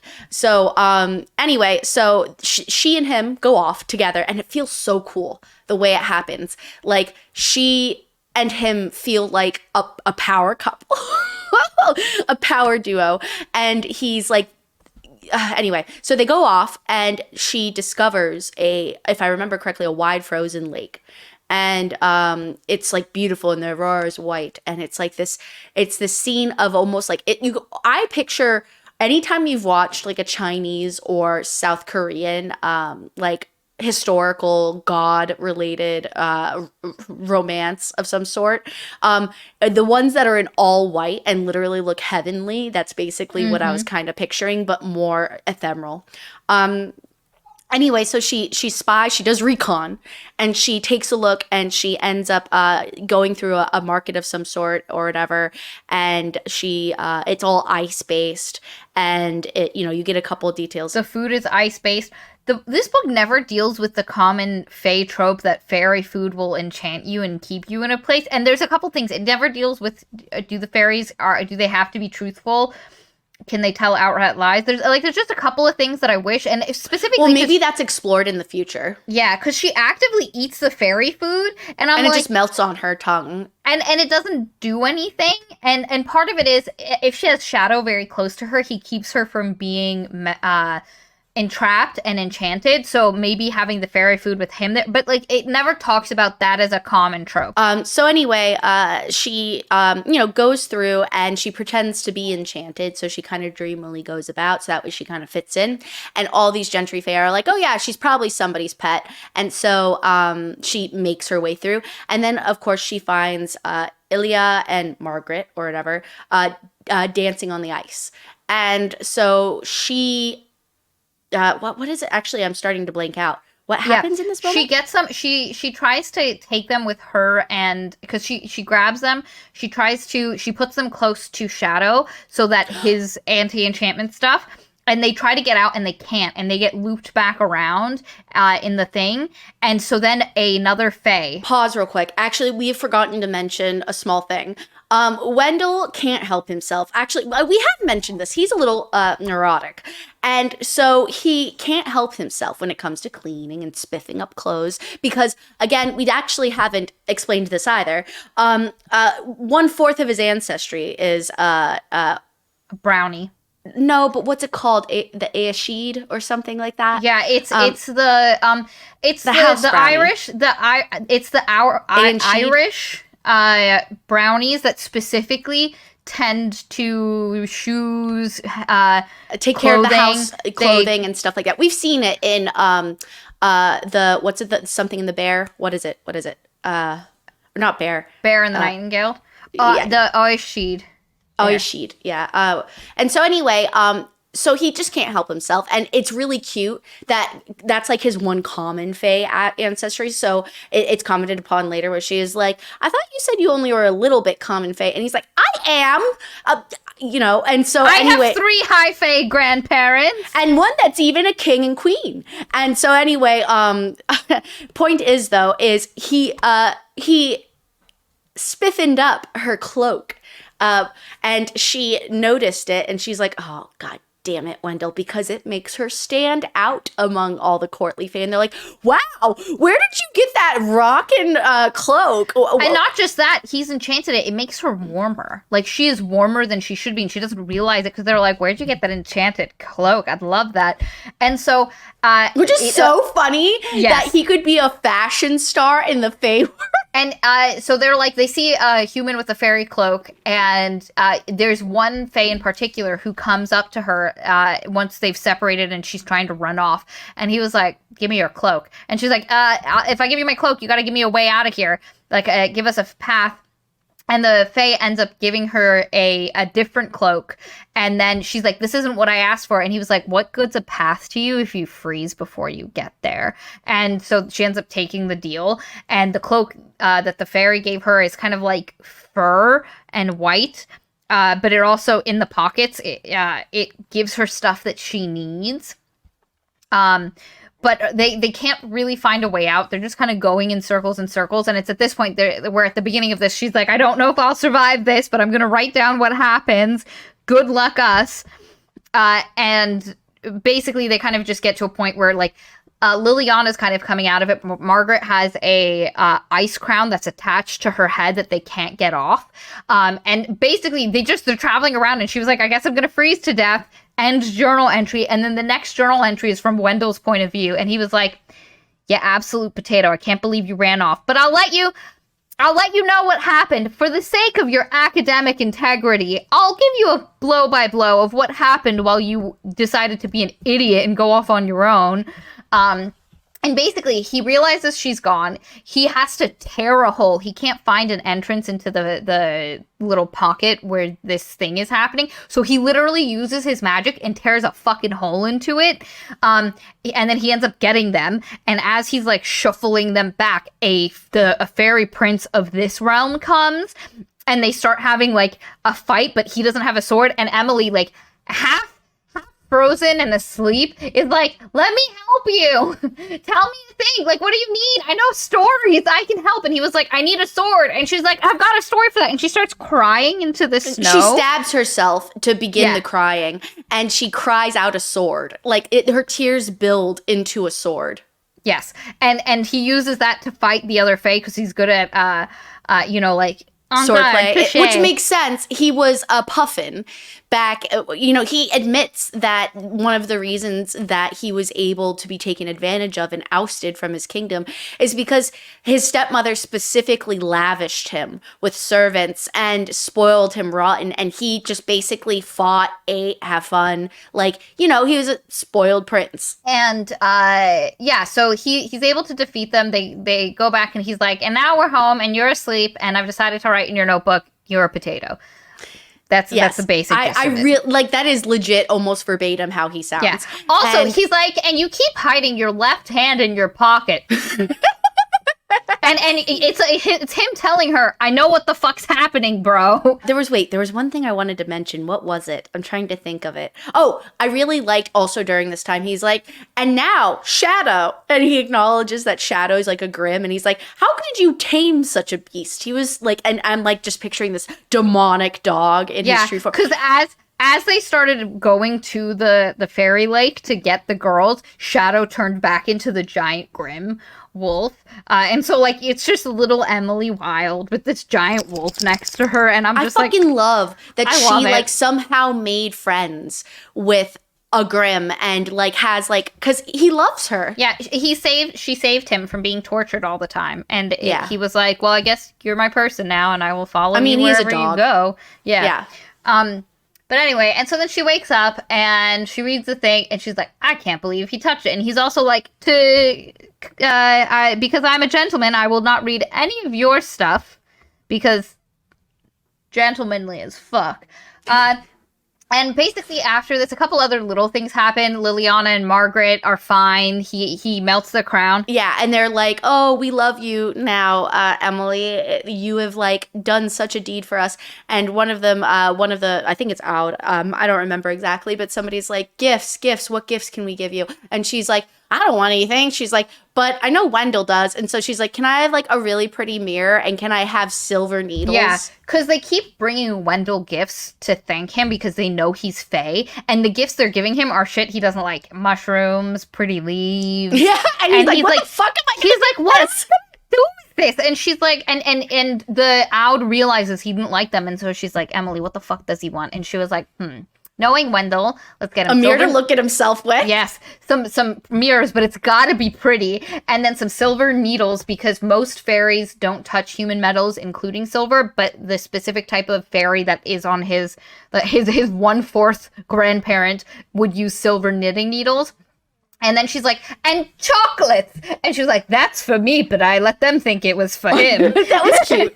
It was. It's those little moments where I'm like, oh, she likes chocolates. Like, there's tiny little moments where you get a little bit more from her besides antisocial academics. But anyway, and Ald's like, "Thanks." And then when they bring it, he is so happy with the mirror and the silver knitting needles. And he's, again, continuing to just make the house warm and cozy. And she's like, "Wow, it's amazing how happy you are to be in a space when you've actually put any amount of effort into making it feel nice." She's like, "I actually quite like this." And it's one of those things where you're like, because she never spent a lot of time at home. She was always in a library, so it didn't matter what her home space looked like, but yeah, her appreciation of it was really cute. And then, so that kind of stuff happens, but then eventually what we're building towards is that there is a fairy king. Oh, God. So she ends up figuring out that the reason a lot of people from their village in particular keep getting taken by the Fae is because of the changeling. Because they have such a big fairy presence there, other fairies are unknowingly drawn to this place, and it's why their young lovers are being stolen, but not young lovers from other villages. And so then she's like, man, and there's that conversation where she's like, they should just kill him. And he was like, no. How about not? And so when she realizes this, she was like, we have to get his real name to get him back home. So instead of going to him and be like, yo, we need to take you back home. We'll take you home. I've got a fairy king here, so I've got friends. She's like, we're gonna get a doll. So her coat that gives her things that she needs, she reaches into it. She pulls out a fairy doll, and it is a specifically a token that is very important, and it is our little changeling baby. It's his fairy doll from back home. And she was like, perfect. And she threatens to burn the doll and destroy it to get him to tell them his true name so they can order him home. Look, I am sure he would have agreed to be brought home. Anyway, the point is, they go off, they return him. Mom was like, what the fuck? I put him out there for a reason. Why would you visit such sorrow upon me? And the mom's happy to see her son, but also why would you do this? And basically what you learn is that he is actually the son of the fairy king that is beneath the tree. And that when the queen overthrew the fairy king, his former children were cursed so that they would just melt no matter what. And to counteract that, this mama put him in a changeling situation because being tied to a living human that she kept alive meant that he would continue to be alive. And so it was a way to save her son. And so by them returning him to them, it is a huge problem. And she's like, yeah, the king was overthrown because he didn't like us taking humans and fucking around with them. And he said we had to be nice to the humans.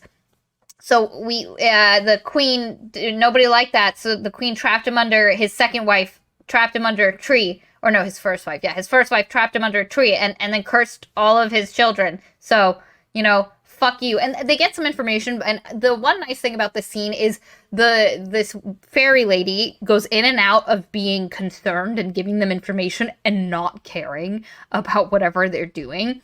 And it works pretty well, but they basically get the story of what's happening. They take back the human child. Everybody's like, oh, wow, this is so much better. And again, what an awesome, it would have been so cool for them to realize, what if, the plot of this actually happened over 6 months, and early on she had told them what Wendell said about being nice to him, and they were actually able to build a decent relationship with the changeling child, and a sense of, liking him, and they grew on each other, and they realized at the very least just white flags. But get it, where he was no longer doing the act of tantrum torturing, and they were able to live with each other and get not love each other, but just be civil and kind. And then when they as they finally got a new rhythm to their life, and maybe he started doing things that were helpful in a fairy way rather than harmful, maybe something, a sheep went missing and then suddenly it came back in a weird, stuff like that through that. And then when he had to leave, they were like, bye. It just would have been such a cute little scene for it to have that way. It's so easy. It's so there. Yes. But anyway, yes. Okay. So they get the baby, they're like, oh, wow. And immediately everybody's life is better. And so, yeah. So one of the problems is this book, I just need to say this really quick. A lot of times, stories about neurodivergent people, and specifically, and this is a huge problem I have with media about people with ASD, is that they often are told where the point of view or the story is about the parents or family of that person, and the difficulties of dealing.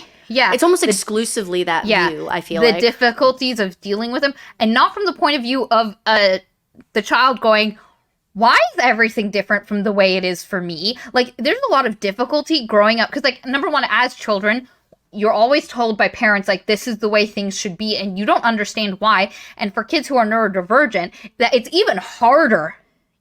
and difficult to kind of figure That's out like, what the that's like, so for example, one of the things I was thinking about was, what was it? Hold on a second.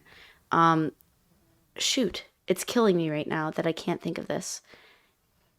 What was it? It was a movie or something Juan and I were watching. But anyway, whatever it was a kid that was on the spectrum. And the thing is even in a loving situation, what was it? In a loving situation, like he, would have struggled and there would have been lots of struggles, but he probably would have developed like into a person that could coexist. But like, unfortunately, it was like his house was super abusive. I'm trying to remember. It was one of the shootings or something like that. I don't remember what it is. It's somebody, it was a killer. It was somebody who killed somebody. And it like, but the abuse in the house was wretched, and the mother said some pretty, oh, that's what it was, that there's a video, sorry, small side tangent, very small, there's a video you can find online, actually it's very extensive, where this 19-year-old kid murdered a homeless man and cut off his head and an arm, and to any extent, but he kept the head and warning. arm. I'm not going into the details, but anyway, we just talked about decapitating like fairies and stuff like that. It's similar. Obviously one's fake and one's real, but that's fine. I'm not going into details, Maria. Anyway, so he kept those parts in his closet, and his mother found it, and his mother just like broke down, and they called the police, and the police like got him on the phone and had him come, and as soon as he was addressed about what was in his closet, his demeanor completely shifted and his tone shifts, and he's just like, I wanted to know what it felt like. And the thing is you can go on Reddit, and on the archives is his journal, and you can read through his journal. So I read through his journal, and it's so sad because he was just so depressed.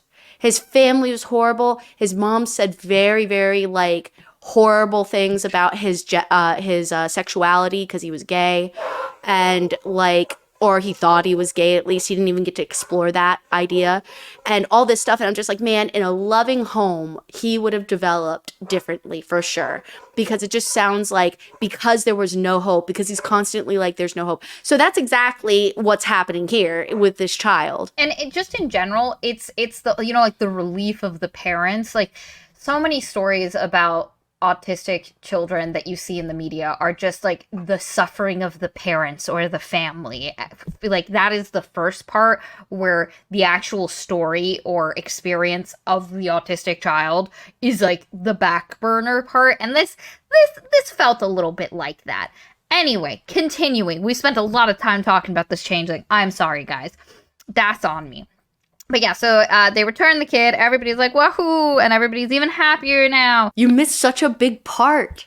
Oh, yes, Wendell I did. proposes to her and says, I want you to marry me, blah, blah, blah. And she's like, oh, and then goes off into her room. It is such a funny proposal scene. Like, this is one of the points where I was like, feet kicking, yes. Because it's so funny. And just really silly, because like he's trying to, and she is making it the most awkward proposal on the planet. Yeah, she is. And she goes to her room to give space, and then she thinks about it, and she's like, I'm gonna go tell him yes, basically. And so, or discuss it. And so she starts to go, but as she starts to go, suddenly the enchantment hits her, and her finger hurts, and she begins to go outside towards the tree. However, Maria, what does Girly decide to do? Yes. She realizes she's being enchanted. She's holding her coin, and she's like, I can't let the enchantment know that I know I'm being enchanted. And I need to, and she realizes if she thinks, oh, this thing, like, oh, I'm cold, I'll need a sweater so I don't freeze, the enchantment will let her go get a sweater. And so then at one point she's like, wow, as she's passing the outside, she's like, the forest is full of wolves. It would be really nice if I had a weapon. Oh, look, there's the hatchet for the axe for cutting wood. And then it lets her go get it. And then she's like, wow, this axe is really, You know, like, and she's tricking the enchantment to let her do certain things. And basically she does that to cut off her finger where the enchantment was directing her, because it turned into a wedding ring on her, of ice on her third finger. And I don't know how she managed to cut it off without cutting off the rest of her hand. Like, Probably just like this or something. Like, but I don't know. Even if you do that, how did you not get these? Like, because if she cut it here, I'm sorry. Maybe she leaned it against the wood like this.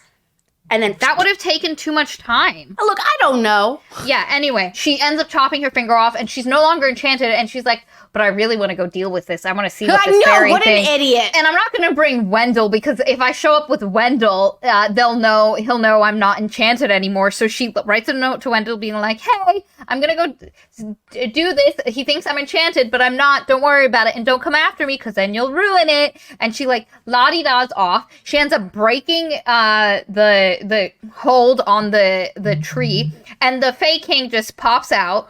Wait. 2 things real quick. One, she goes back to Poe. The third question is, how was the king imprisoned? Because she thinks, oh, if I let him go and he's an ass, I need to trap him again. And so Poe tells her he was wrapped up in his cloak and buttoned in, but the winter part of his coat was anyway, fairy shit. And but it had to do with like buttoning him up into his own cloak, and it became the tree and blah blah blah.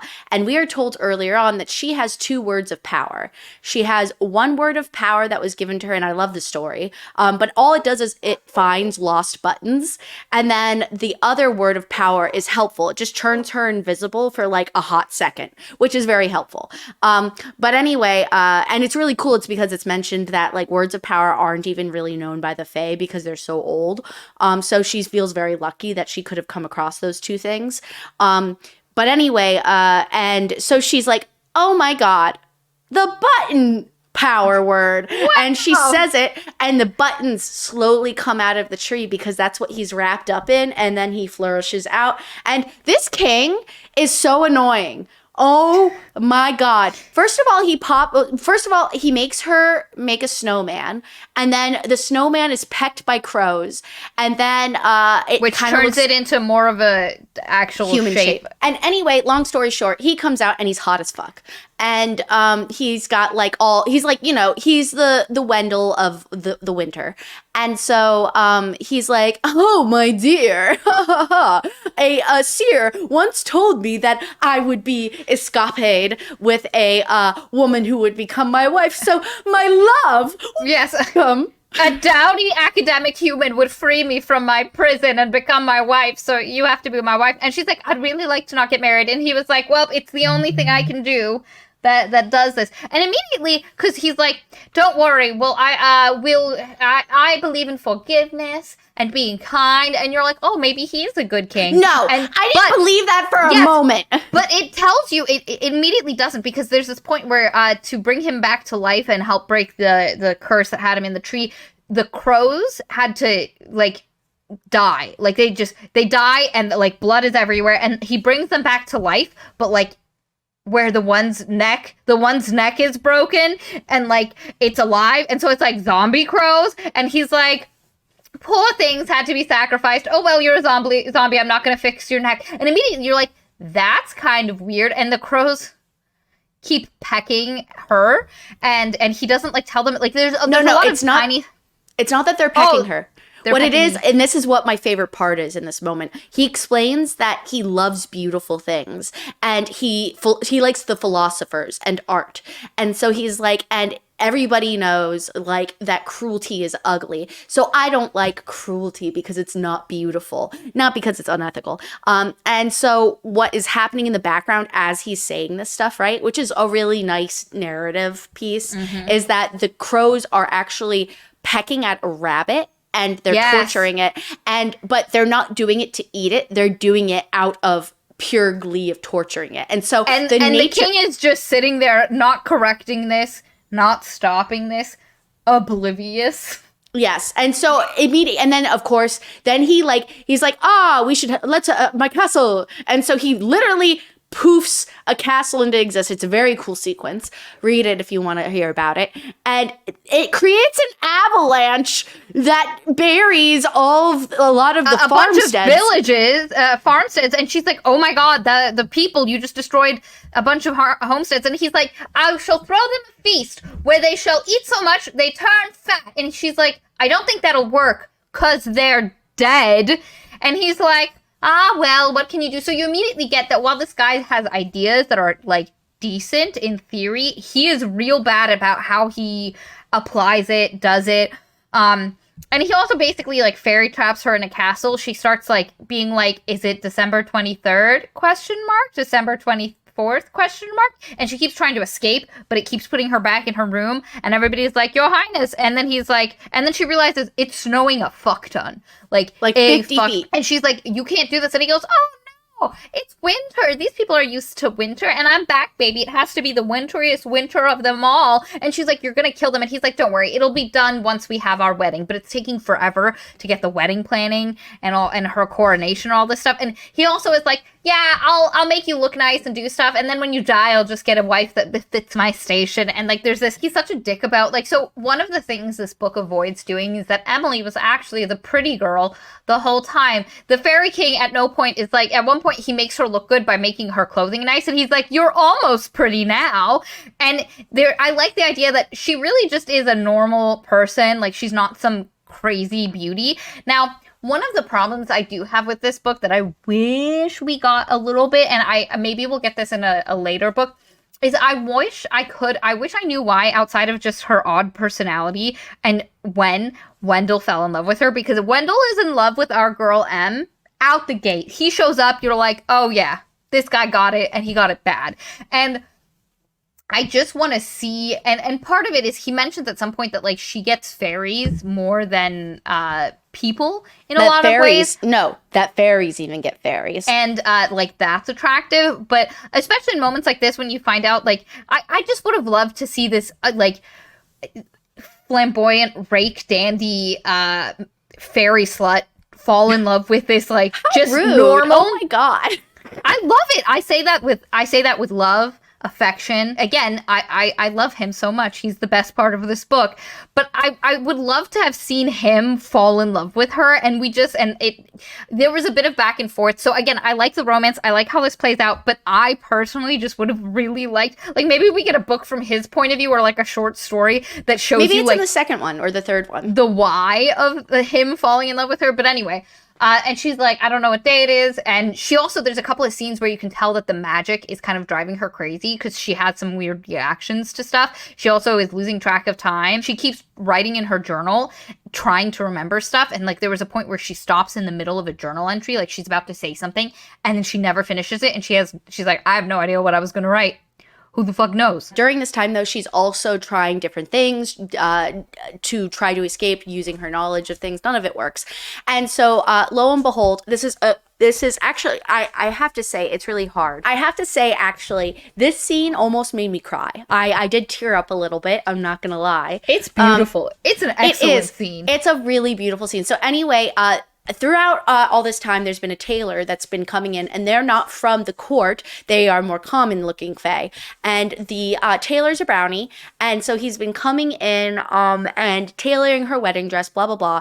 And so on this one day, he comes in, and she's finally realized, she's like, you know what? These people are not part of the court, which means that I might be able to get them to help me get out of here in some way. So she starts questioning him, the tailor. And then the tailor, as he's tailoring, first of all, the first clue was that he took green, a swath of green fabric, and he started fitting it. And then the next thing that she notices is, and I like the way it's revealed too, it's so well done. Then she sees the silver needle, and she doesn't think of it at first. At first, it's just described, and then she's like, a silver needle? And then, of course, I'm thinking at this point, oh, he sent this person in, I thought, to help, and he's given this as clues or something like that, or he's there and he's the assistant. But no, then they're talking and stuff, and they're talking in like code basically about like that he can't help her leave. It's because the king has golden chains on her or whatever, you know? And so anyway, he's like, you know what? My lady, this is the time where she will undress, and I will fit her for this thing. You guys need to leave. Oh, yeah. So there's a couple of things that happen first that are really cute. There's a second person in the room who is quiet and not saying anything. It's a woman. And then there is a part where before this all happens, there's a part where she had said the thing, but she moves really quick when she sees the needle, and it causes him to stab her. And then the lady in the assistant lady growls, and then you hear in Wendell's accent, "Shut up, you bloody beast," like really quietly. And then she realizes, oh my God, it's Wendell, because this is No, that is not how she figures it out. This is how she figures it out, which is why I love it. He turns to the group of people and he says, "Oh, she must undress." And the way he says it like, "To get naked, you guys go," is very like bombastically presumptive. And she's like, "Well, if I didn't know it was Wendell already, I certainly did now." Yeah. But it's just so funny because he has physically transformed himself into the type of fae that his one grandmother was, or grandfather, the one that he had. And so this isn't a glamour. He has physically actually transformed himself, and old Shadow has a glamour on him. And it's so funny because at one point Shadow goes to like lick her face, but it's a lady. And it's a very awkward experience. But it's a really cute scene, and there's a couple of points. Like there's this point earlier before she figures it out where he's trying to put a shoe on her, and she keeps being like, "No, I don't want this. No, I don't want this." And he tries to put a shoe on her, and she's like, "No." And he's like, "It's really hard to size you, my lady." And she's like, "Man." And it's just because I went back and I re-listened to this whole scene after getting the reveal, and it's just even funnier on the second read through. Of how it all goes down. But anyway, he basically is like, "Yes, so what we're going to do is I'm going to come back during the gift giving ceremony, and I'm going to give you a veil." And also the whole village is helping out. We've got a plan. Like, get your you'll get a message. The old queen is also in on it. We found her, blah, blah, blah. And she's going to help us. We're going to poison the king, and then she's going to kill him. And then he's like, "Deuces, here's my journal. Enjoy." And so she reads his journal, and it's again from his perspective. Because she's like, "Everybody's helping me? Why would they help me?" And he was like, "I knew you would struggle figuring that out, you potato." So she reads it, right? And we get a play-by-play, and of course, it's really great to see him throw another temper tantrum because, oh my God, he loves her. But anyway, so he reads her note when he gets up, and he almost tears a hole in reality while he's scribbling down stuff. And it scares Shadow, and Shadow runs away to the tavern, and he later makes it up by giving him food. But anyway, and then he trudges to the tavern afterwards, and by trudging to the tavern, he went out without even his coat because he's so in love with her. And he gets there, and he's like half frozen, and they're like, "You have to sit down next to the fire," and he's just like boiling, seething, and they put a tea tray down, and I love this. He throws the tea tray because he's just really angry, and when it hits the wall, it poofs into pine cones and leaves.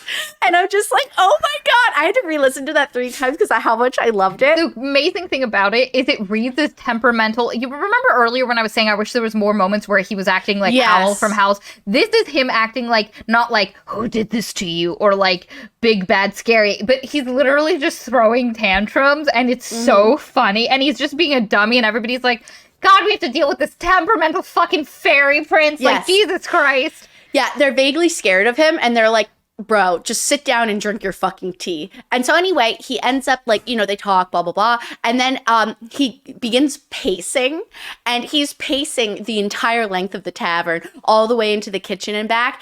And the one guy who's like the husband of Aud, who cooks in the kitchen, he's like, "Oh, the kitchen was filthy." And he was like, "And as I was going back and forth, I couldn't help myself. It bothered me and it bothered me." He's like, "So I cleaned the kitchen."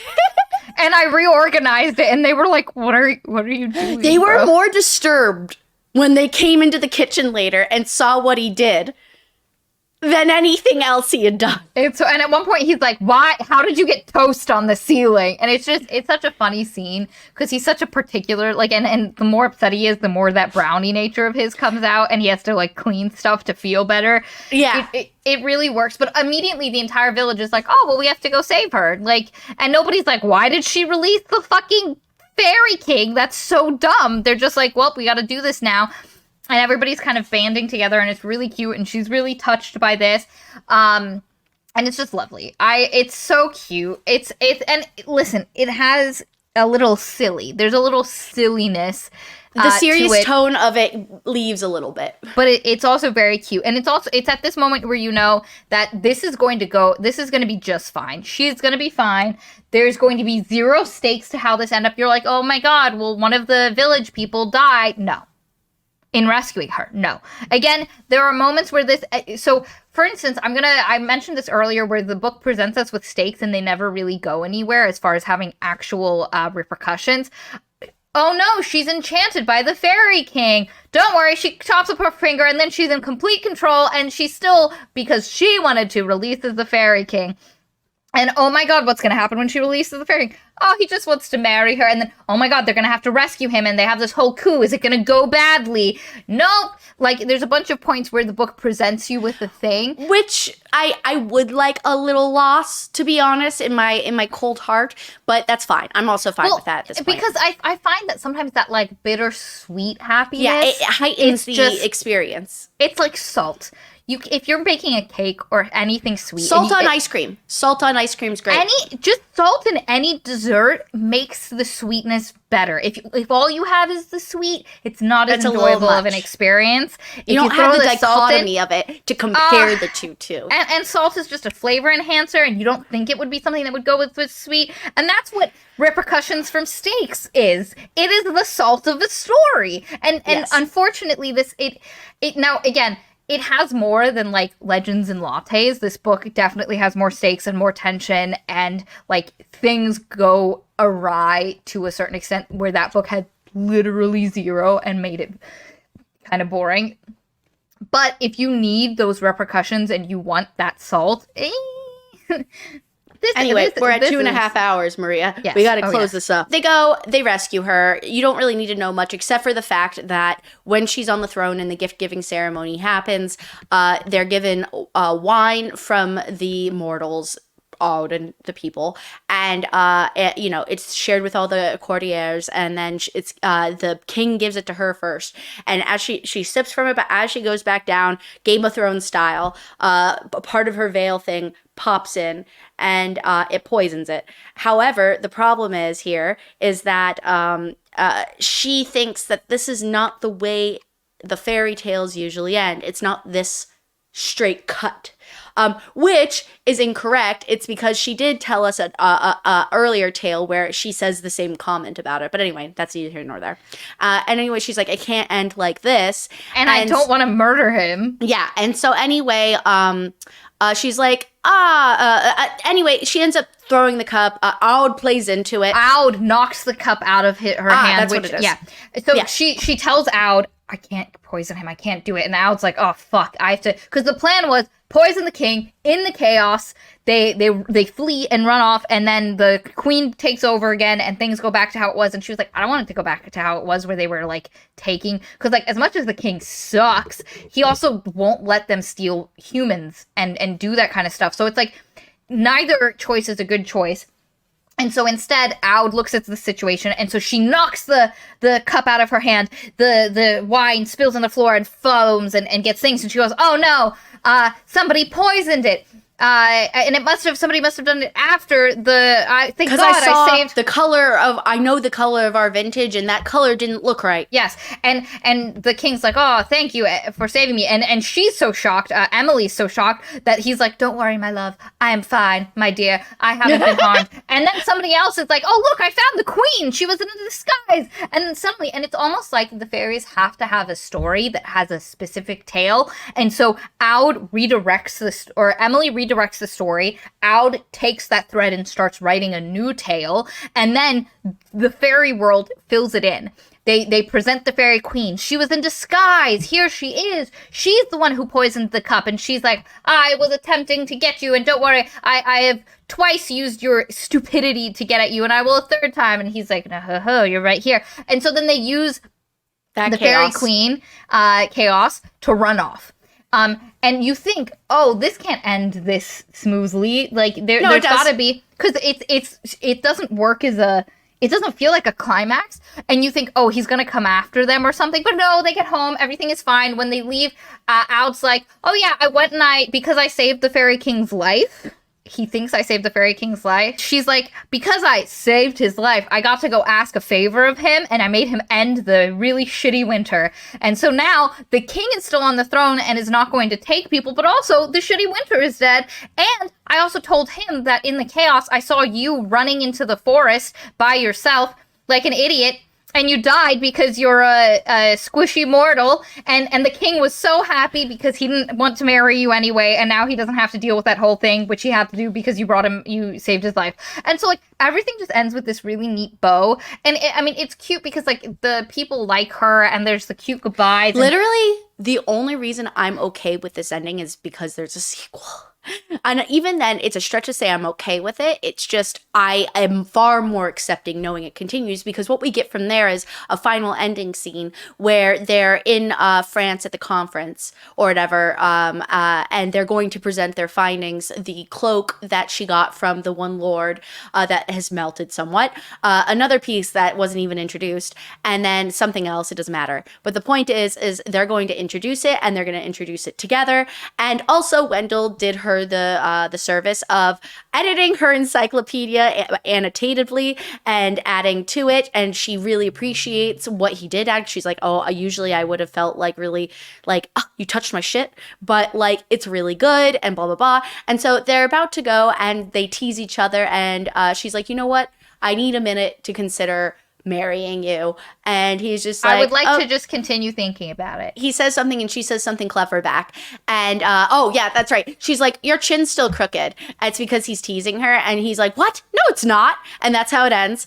And then we get a story about brownies at the end, and that was it. There is a promise, because I knew there was going to be a sequel, because Thora, the old lady who's grandma to everyone, she's like, you have to come back for Liliana and Margaret's wedding. Like, that you have to. It's going to be this time, so come back when you're done with your thing.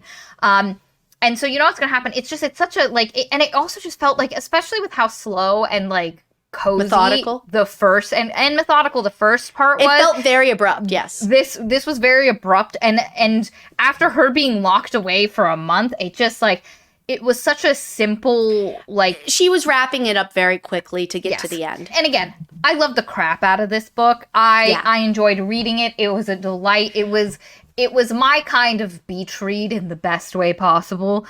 It's just my kind of read, period. This is the new Tithe for me. Tithe hasn't been my favorite book in a really, really long time for a lot of reasons, but there's a lot to love about it, and that's the same here. I feel like this has now become, I have to say, like, The Troop was edging on being one of my new favorite books. Maybe not my most favorite, but one of my top 3. But now I'm just kind of like, you know what? This book made me happy. I have not been happy like this, in this particular flavor of happiness, for a while. I can't remember the last time I was this particular flavor of happy with a book. So I have to say, I think it is my new favorite, maybe. Yeah. I would say it's not. I really enjoyed it. It doesn't even rank like in my top 10, I would say, but it was so enjoyable. I will absolutely read the sequels. It was a good time, and it was cute. And again, I had a lot of complaints throughout this whole video, and I just want to end this by saying I did really enjoy this book. I understand people who didn't. We had quite a few people who were either lukewarm on it or who liked it but had problems. We had people... As the discussions we've had, there were structural things that could have been improved upon, but I mean, I don't care. I just don't care. It was a good book. It was a cute book. I enjoyed it. I can understand people who didn't, and I think that's super valid. That being said, please subscribe. you can join our Patreon. We have 3 tiers. Maria, what are those tiers? So we have our basic Patreon member who can join our Discord and gets early access to our videos. You get them a day early with no ads, which is great if you hate ads like me. And our Discord is just full of fun, cool, sexy people. And they talk about writing, books, politics, mental health, movies, YouTube. It's a good time. And then we have our book club tier where you get to join our book club portion of the Discord and just our book clubs in general, where we read books together. This was a book club book. It was our mid-month, which Will picks, and then at the end of the month, that is voted on and nominated, and then voted on by our patrons. So 1/4 of all the books we read is picked directly from books our patrons want us to read, and you get to read it together with us. I had a really good time reading the Discord channel for this particular book, seeing other people's takes, seeing the discussions on it. It was really nice. And it's a great place. And again, 2 live streams a month discussing books that you get to read with us. Great time. You should do it. And then we have our third tier, which is our Parasocial Darlings, which get not only Katie and Will's critique streams, where they look at the instead of a macro overview of a book, closer analysis of a line by line stuff. Recently, the last one we did was on a horrible sex scene that was very pornographic versus another sex scene that was less much better. It's a good time. Join, and if you can't, comment, subscribe, share. You don't even have to fully share. You can just click copy link, and that'll make the algorithm think we're really cool. If you've made it this far to this very point, please in the comments give me a little fairy emoji to make the magic, or a mushroom emoji if you don't have a fairy one. Oh yeah, fairy or mushroom for Maria, me fairy. Don't know why I decided to divide that between two people. I don't know either. Now we've made it a competition. Yeah, now it's a competition. Jesus Christ, we're gonna why see. did it have to be a competition? You did this. Goodbye. We love you. Mwah. Goodbye. Cut it, Maria. Cut it. I'm cut cutting it it. now. I'm cutting it. I'm cutting it. Hurry up. I'm cutting it.